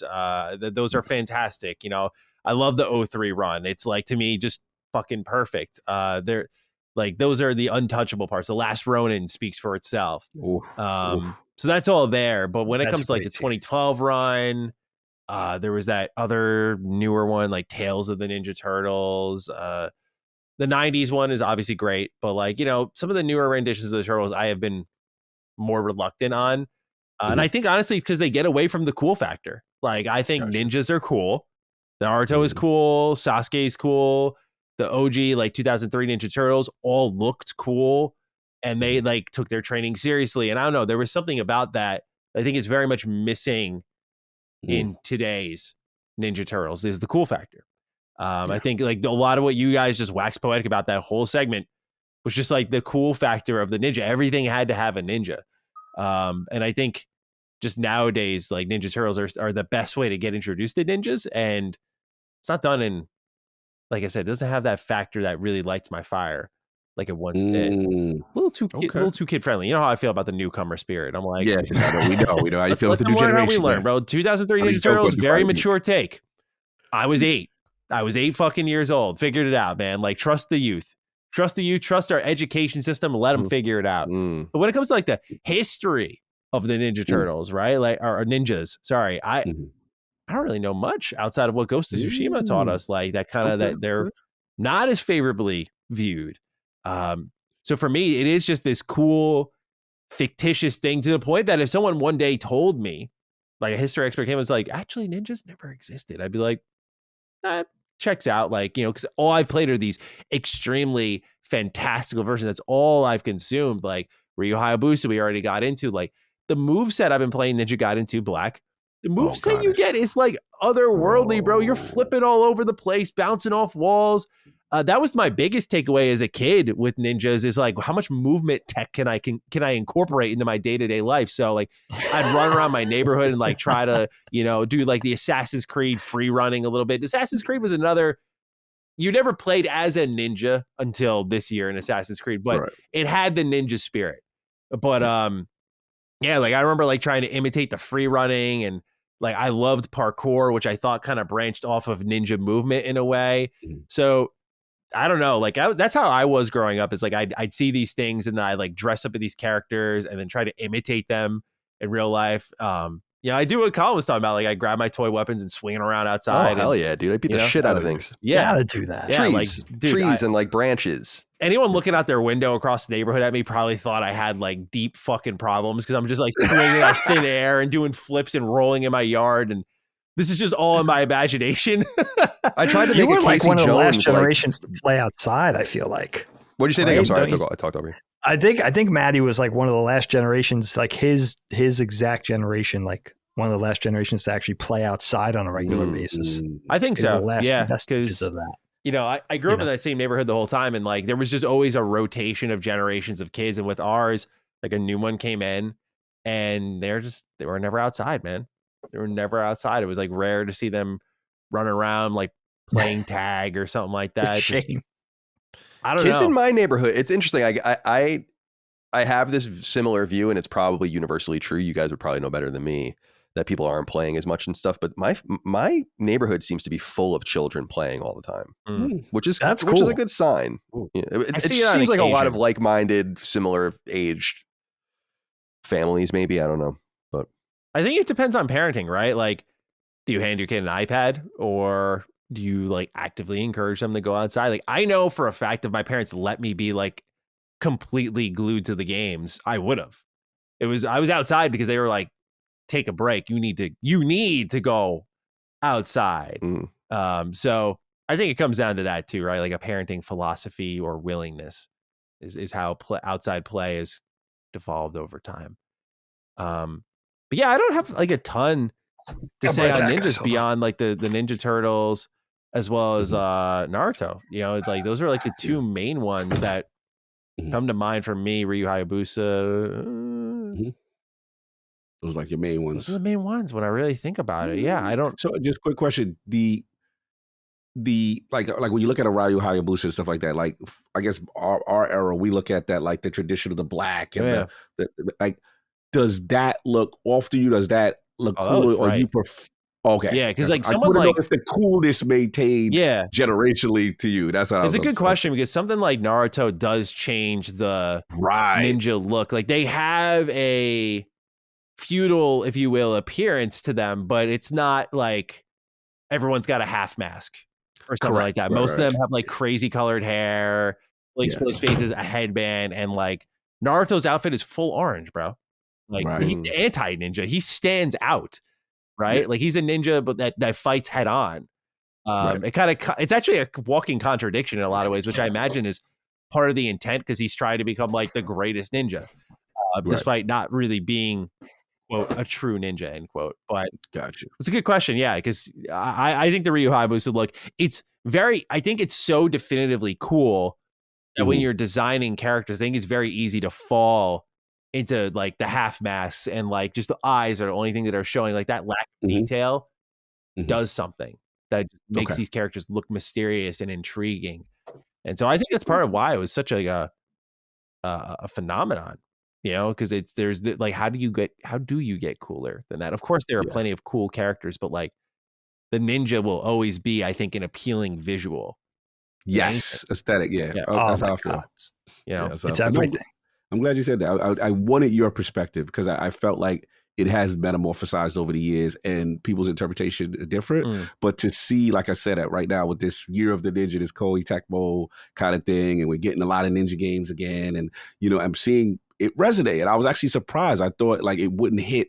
And it reminded me of like why I fell in love with that aesthetic of a character or this, fictional thing. I like what you said, a reference to the supernatural aspect of it. That's also a part. It just seems cool. It seems something extra, otherworldly, in addition to this martial art technique that they have. So, yeah, I'm glad, man. I'm in a renaissance phase right now. I couldn't be happier right now with the way things are going. That announcement, I was just on cloud 9. So, yeah. Hey, you got a Shinobi game. Your favorite ninjas are back. You just need a new Transformers game, dude. Yeah, that's it. Yeah, that would be cool. That's all you really need. What are they waiting for? So. What was the last one? Devastation and Devastation, and then there's some mobile ones, I think, right? Yeah, some real terrible ones. There's apparently a AAA. I know they canceled that Transformers game at Splash Damage. Yeah. But there is a AAA G.I. Joe game in development that Wizards of the Coast is publishing, as I understand. And so I would be shocked if there wasn't a Transformers game in development too, especially because the G.I. Joes are in the Transformers movie, right? So yeah. Oh, right. Yeah. Now, what's going on? I know for Matty's generation, Naruto is a huge touchstone, as he talked about. Is that still what's going on with Naruto right now? I can't speak to its current popularity in a particular way as I did like growing up with it. Growing up, I know Naruto was huge, right? Carried into Shippuden. In fact, Naruto was so popular when Shippuden was airing in Japan. This is before like anime had like simulcast and you were like bringing it to the States as soon as you could. So people were going out of their way to watch Shippuden ahead in Japanese, which was a very much more taboo thing in the West. Nowadays, it's like, oh, I always watch dub or I always watch sub. It's like there's always that type of shit. But nowadays with Naruto, his story ends and it's a good ending. It's really good. And everyone was invested in him seeing that journey through. And where does everyone end up? These characters that you've literally grown up with. But now they're into the next generation. I think it's literally called Boruto, the next generation. And it's Naruto's kids. And so like at first it's this cool new toy. Like I haven't watched much Boruto, so people out there might disagree with me. But just from an outsider looking in, it's this cool new toy. You get to see all of these characters you grew up with, now adults, like full grown adults. You see which couples ended up together because there was a lot of romance in the show. So like who ended up together? Okay, like they had a kid. You see these hybrids. It's almost like Fire Emblem, like where you see these hybrid kids just show up, and you're like, oh, I see like Tamari and Kankuro in that character or whatever. And it's like, oh, interesting. Like that's how they came. That's their kid. Then you see elements of both in each of them. Like that, and it just. I will just say, as someone who loved Naruto growing up, it felt like story's over. It went on very long, like Shippuden, stupid long. It felt like, okay, after like 700 plus episodes, like we're good. Like draw the line there. Naruto's story's over. But now it's about his kid's story. And I've seen some like great fight scenes from it and stuff. And I know some people are invested in it. It's been going for a while. So there is an audience. I don't know if it's just baked in as sort of like we're on this road and we're going to go back on this road. I don't know if it's connected with the younger generation as well. Like, I can't speak too authoritatively to that, but I know when it first came out, it was kind of like, not really feeling it. Especially because Naruto was so guilty, especially in Shippuden, like flushing some characters down the drain. So it became very, it is a shonen, like this revolving character door and just a new villain for every single purpose you could ever need. And they're just cool in visuals alone, but no depth. Shippuden started to fall into that a little bit. And so Boruto, I think Shippuden got the benefit of like, we're already deep enough. Let's just see this through. And it had some amazing arcs like the Pain arc and whatnot. But when it got to Boruto, I think a lot of people were like, I'm good closing the chapter here. Like the biggest tell is this. There's very few Naruto games now.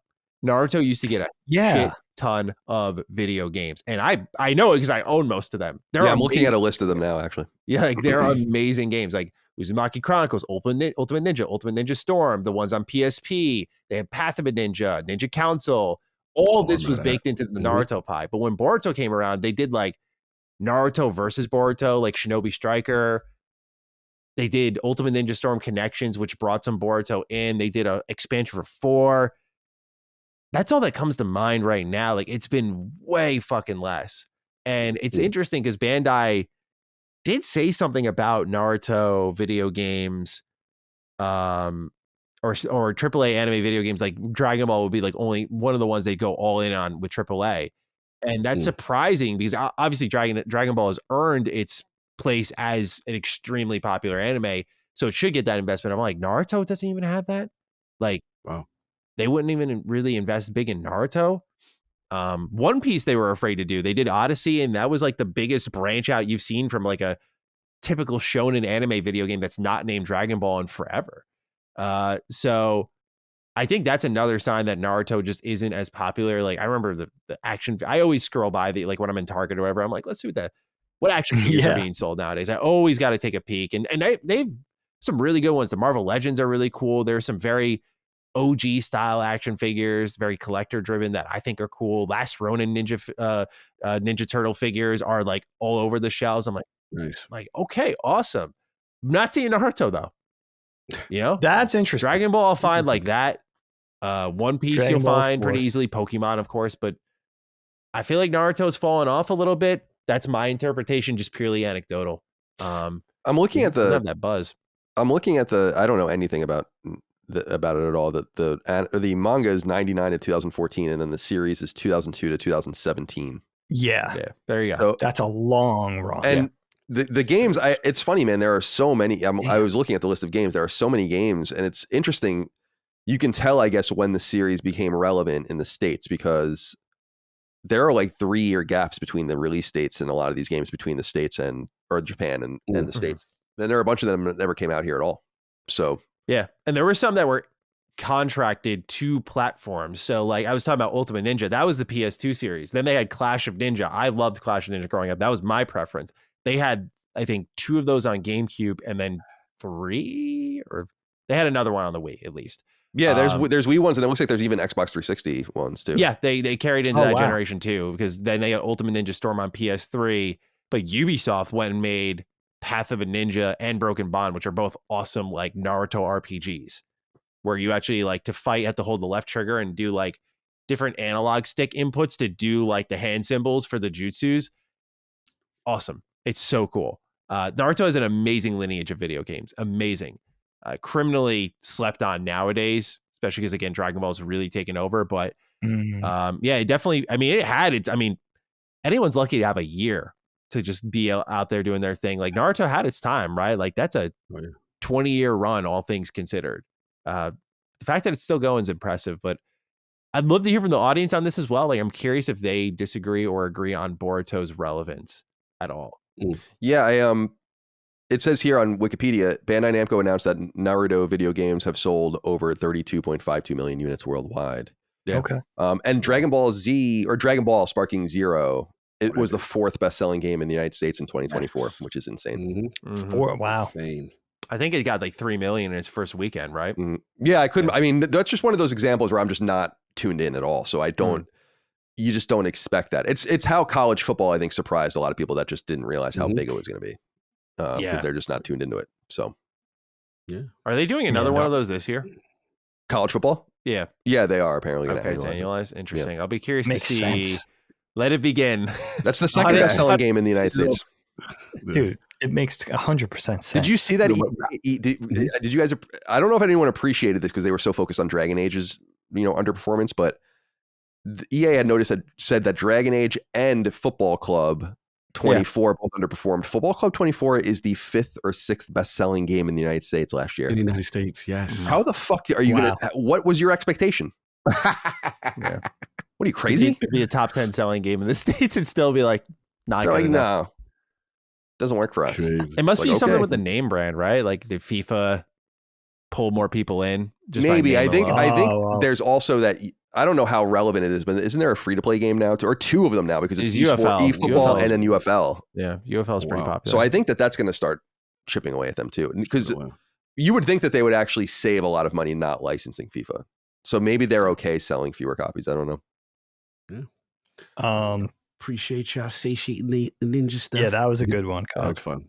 Now, speaking, just because it's relevant, and I'll segue, Yes. I had to get up about 10 minutes ago, and you may have heard a commotion. My daughter was, and this is kind of an interesting segue with college football. My daughter was waiting to hear from the last college to see if she got accepted. It was her biggest one. Just found out, a little dad bragging here. My daughter just got accepted to the University of Miami. Wow. Let's go. Hurricane. Let's go. Okay. Congratulations. Cannot afford it. I I feel don't know that. what it's gonna have. You know, it was like one of those things where I was rooting for her, but it was like, there's just no fucking way. We'll have to sell the house, dude. It's like $96,000 a year. Yeah, it's not, dude. I'll just be categorically say that's not worth it. It's not. No undergrad education is really worth that, in my opinion. Dude, that's it's crazy. insane. Like, first of all, nearly Ivy League acceptance rates. So, and she's great. I mean, she's obviously a great student, but it was like, I don't know, you know. And then secretly rooting for her, but secretly hoping she gets into the second school, which is a lot cheaper.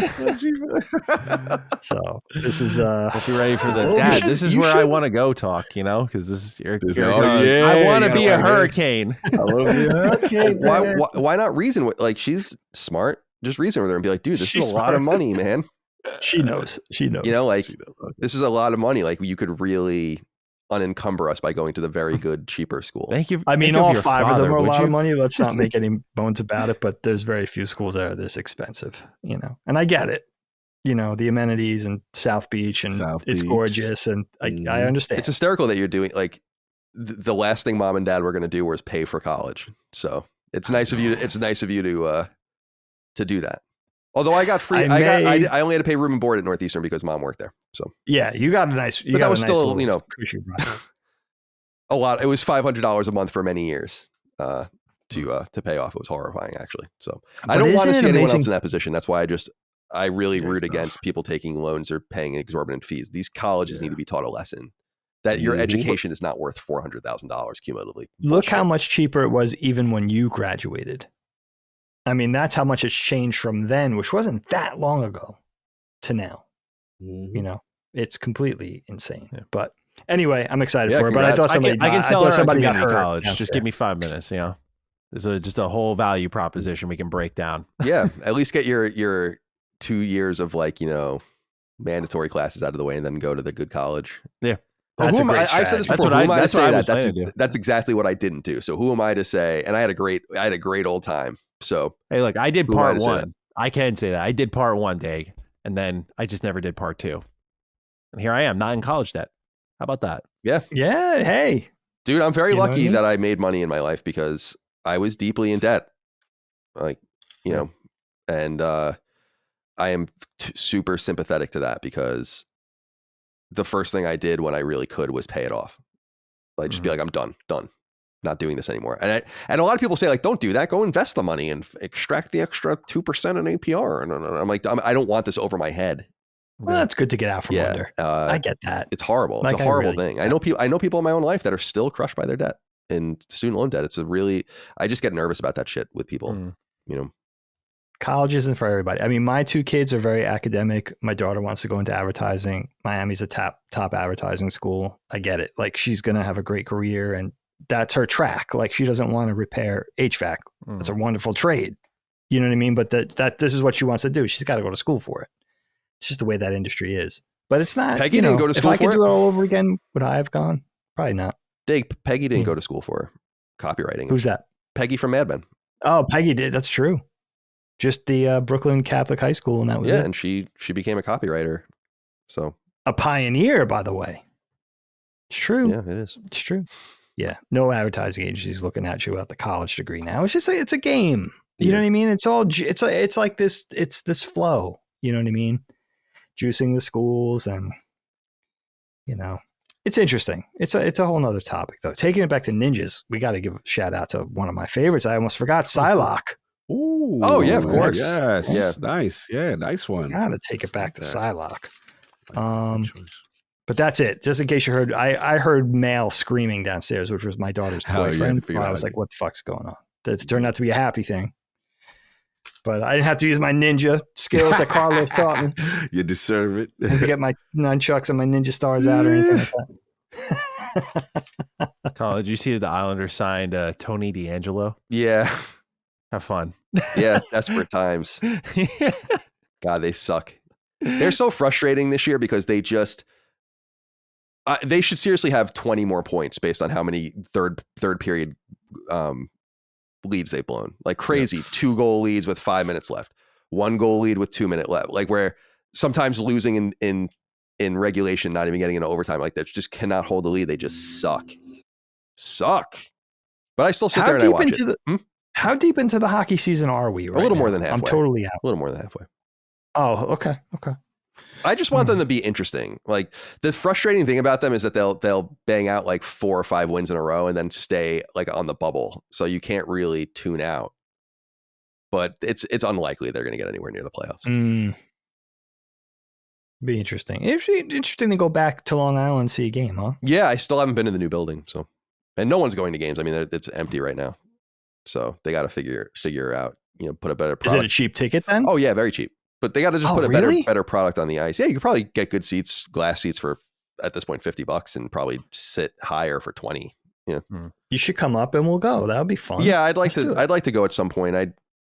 We're actually going to Boston for Micah's grandmother died, in December, and they can't bury people in the winter there, so they're gonna have like a memorial for her in April. And I was like, we went to a Bruins game last year, and we should try to go to a Bruins game, but it's like after the season's over, but it might be the playoffs.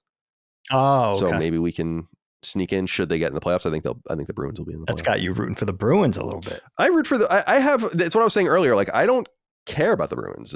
Yeah. They don't bother me. They've never bothered me like that, like other teams do that are more relevant. So, but I've taken to more actively rooting for them on Micah's behalf, because there's just they play each other 4 times a year. It's somewhat relevant. They're in the same conference, but there's not a lot of conflict there. I keep my venom for like very specific teams in my life that I hate. Yeah. You got to reserve that animosity. I get it. Kyle, let's stick with you for goodbyes, my friend. We got to go around the horn here. Yeah. Goodbye. Thank you for having me. Good to be here with you guys. Yeah. What football this weekend should be interesting. Some interesting games. Yeah. Who do we think's gonna? This will go live after it all happens, so we'll see how smart we are. EGLE. You heard the whole you do the Eagles chant. I think the Eagles are vulnerable personally, but the Eagles, but they have great running game, and I would like to see the I was gonna call them the Redskins, but whatever, the Commanders win that game for sure. I doubt that would happen, but yeah, I'd like to see that happen. And honestly, I'm rooting for the Chiefs, but I have a very weird. Micah gets mad at me when I talk about it, but I have a very specific reason why I want the Chiefs to continue to win. It's because the more they win, the more irrelevant what the Patriots had done the last 20 years becomes. That's literally the only reason. So I want them to like rattle. If they rattle off 5 in a row, I think that would be awesome. That would be awesome. No one will, and then no one will. Messiest reason I've ever. Yeah, and then no one will ever talk about the Patriots ever again. And I don't. Listen, they're approaching. Yeah, if they get a third one, no. Has anyone ever won like a 3? I don't think so. I thought that it happened in the 70s, but I was told that didn't happen in the 70s. I thought it was the Steelers. Maybe it was 3 and 4 years. I know that the Patriots did 3 and 4. I think, didn't they? That sounds like right. 01 and 03, 04, something like that. But yeah, 3 in a row. I don't think so. And so I'm actually I want the Chiefs to win like the whole thing. And then I want them to continue to win. Like the Jets are not really going to be in contention next year, so they can win another one even. And I'll be okay with that. But I know most of the world wants them to lose. Yes. I absolutely do. Yeah. Yeah. I've always been like a secondary Bills fan just because of my dad, but also like Josh Allen just has a glow to him this year, man. He does, like, the engagement and everything. He's just he's living his best life, throwing his best ball right now. I'm like, let this man go. Let this man surpass Mahomes one time. Right? Yeah, it's always that's the thing. Mahomes. I'm like, this dude's lost him 3, 4 times. How many times has it been? Yeah. Like that's the Josh Allen boogeyman right there in Kansas City. So I just feel like he's got to crack through once, right? Is he going to be able to conquer I remember Peyton Manning was like that for a little bit. He couldn't conquer his demons for a little bit, and then it finally broke through. Yeah, we got to see. I think, man, real quick, I think I would say I love what the Commanders are doing. It's a magical run. There's a part of me think that the Cinderella story stops, but I would call it. Philly still shows me signs of weakness, so I'm not sure yet. But they should win. Philly should win. Like so, if I had to gun in my head, it should be. I'm gonna go Eagles, and I'm gonna go Bills, man. Yeah. I think the Bills do it this time. And maybe it's my hate of the Chiefs kicking in a little bit, but I do feel the Chiefs have survived with all these 1 point, barely getting by. They clutch out all the time. But there's a part of me, and I think the Bills beat them in the last game of the regular season. Maybe that's the confidence builder to finally. As a Niner fan, I remember when the Cowboys used to rock us back in the 90s, and it took that 1 year, you beat them in the regular season, and it helps you get over the hump for the mental thing. So I'm gonna go Eagles, Bills. That's what I'm going with right now, Dave. That's what I'm see. What you got? For me, I'm not even paying attention. I know how much the Eagles fans hate the Chiefs, though. Yes, and the Commanders. They're not very. I mean, that's a divisional. It's a rare divisional conference championship, so it's an extra heated one. Oh yeah. You know. Oh yeah. It's awesome. It's a cool one. I don't have any love for honestly, I'm not crazy about the Nick Sirianni coaching I don't. There's something about him I don't like. It just annoys me. It's something about him. Very smug and weird, in my opinion. But I don't know. He could be the nicest guy in the world. I won't be upset if the Bills win because we have Bills fans in our family, and yes, we do. We do. That's a divisional thing for me. But I really don't have any. It's been so long since it's been relevant between us and the Bills or us and the us and the Dolphins, where it's like, I don't know, man. I don't care at this point. Definitely. It's like it's been dominated by one team for so long that we all hate that one team. And it's not even ironic. It's just that's the way it is. It's just at some point it was like anyone but them. Right, and so now that we have this, it's like, okay, I guess you gotta have to embrace it. But I think that the Chiefs, what I was saying about the Chiefs recently is that winners win. There's something about winning and knowing how to win, and they just know how to win. It's like you were saying, they just win. And even this year, they really only lost one game this year because they lost that second game kind of on purpose. It seemed like, not only did they sit everyone, but it seemed like by sitting everyone, they would ensure the Bengals wouldn't get in the playoffs, which I think they didn't want to deal with potentially because they have bad mojo with the Bengals. Yeah. Good. And so I just think you can't really bet against them. But I think it's going to be the AFC game. I think especially is going to be a good game. Yeah. Oh yeah. Man, so they have one loss on the year, huh? I don't think I even. Well, they were technically 15-2, but they would have won that last game probably if they didn't need to win because they already got the first round bye. Right. They were in. Yeah. Well, yeah. So Matty, what's your pick? Hey, look, I love me and I always predict the thing that, never happens, but it's fun to dream. I love a little underdog Super Bowl, the low market Super Bowl. Let's get Buffalo. Let's get Washington together. Oh, man, the NFL would hate it. The NFL is going to hate it. They wouldn't get this 15. Like these two small ass teams, these two small markets, whatever, man. But I think that would just be a lot of fun to watch. It was kind of, I felt like I got a little robbed of baseball because the Mets got stopped before it could be a Mets Yankees World Series. So I'm like, okay, cool. This would be like a nice little random matchup you don't see too often because everyone else that surrounds the league, like, there's a lot of chances for a lot of teams. Like the Lions getting stopped was very surprising, but man, like as a Falcons fan, I'm just like, I'm a little sore. I thought this was our year.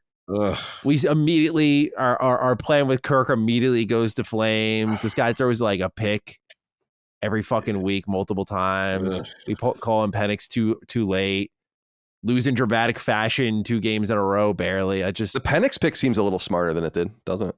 I never hated it. I always said like Kirk was older. Like I don't know why people were losing their minds. I was like, this guy, if he didn't have his knee injury, was like number 2 on most people's lists. Like this is a great pick. Like you can never have like if there's one thing I learned when I first started watching football like 10 years ago, I was like, these QBs are never a sure bet outside of like a Mahomes or something like or Josh Allen. Like these guys are rare breeds and like.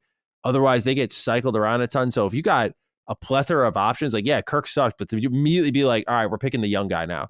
And he looked good. I was like, all right, cool. And he's a lefty. Yeah. Yes. Love it. Yeah.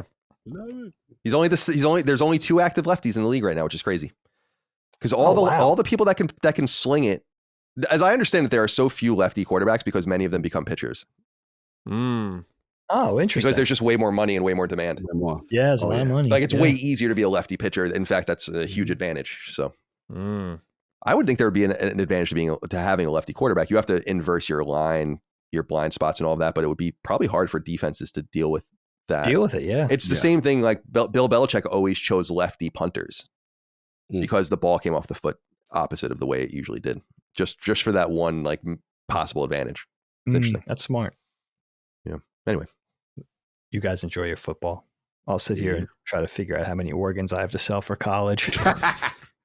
Well, we'll see. At least one kidney so far. I'll keep you posted. Yeah, for 1 year. Yeah. Oh, yeah. My kidney can't be worth more than $96,000, but that takes care of 1 year. Then what? I don't know. Part of the liver. I don't know. Spleen. People need those. You could just become like an indentured servant with like an indenture of X amount of years. I already am an indentured servant. Yeah, that's true. It's my whole life. Listen, my friends.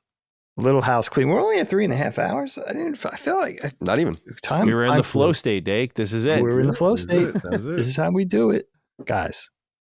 Patreon.com/laststandmedia for early ad-free access. As always, join up, subscribe, hit that like button, like that hit button. I don't know, whatever. Last Stand Media. Smash it. .store has the merch. Buy me a Constellation shirt. I don't think I have one yet. Buy one for me and send it. Somebody, you know what a nice listener just did for me? What's that? He knew I mentioned that I was looking for a new cologne. I don't even remember when I said this. Let's say sometime in 2024. He recommended a cologne to me and said, listen, they discontinued it. I bought a bunch of it at Ross. That's cheap. I'm going to send you one. What's your P.O. box? How nice is that? That's very sweet. Isn't that very thoughtful? Sweetheart. This is what we're dealing with out there. Kindness. Right? Generosity. Well, sometimes. Not Gene Park. Yeah. I had to go at someone because of Gene Park. You don't talk to my friend Gene Park in a disrespectful way. What is going on? So love to Gene, man. I know. I missed him last week. Listen, guys. For Cog, Matty, and the Call Man, I'm Dagster Moriarty saying thank you so much for joining us. We appreciate you. We love you. We'll see you next week. And that's about it. In the meantime, go listen to your second favorite podcast. Now get out. Constellation is a product of Last Stand Media and Collins Last Stand LLC and is proudly recorded in the USA. The show was conceived by and is directed and hosted by me, Colin Moriarty. My co-host is my brother, Dagan Moriarty. The show is produced by Last Stand's executive producer, Dustin Furman. All Last Stand theme music is by Ramon Narvaez, and all of our graphics and logos are by Dagan Moriarty. As you know, all of Last Stand Media's podcasts, including Constellation, are fan-funded on Patreon at patreon.com/laststandmedia. The following names are at the producer level on Patreon, our highest support tier, and we're infinitely grateful for your thoughtful and kind contributions to our independent endeavor.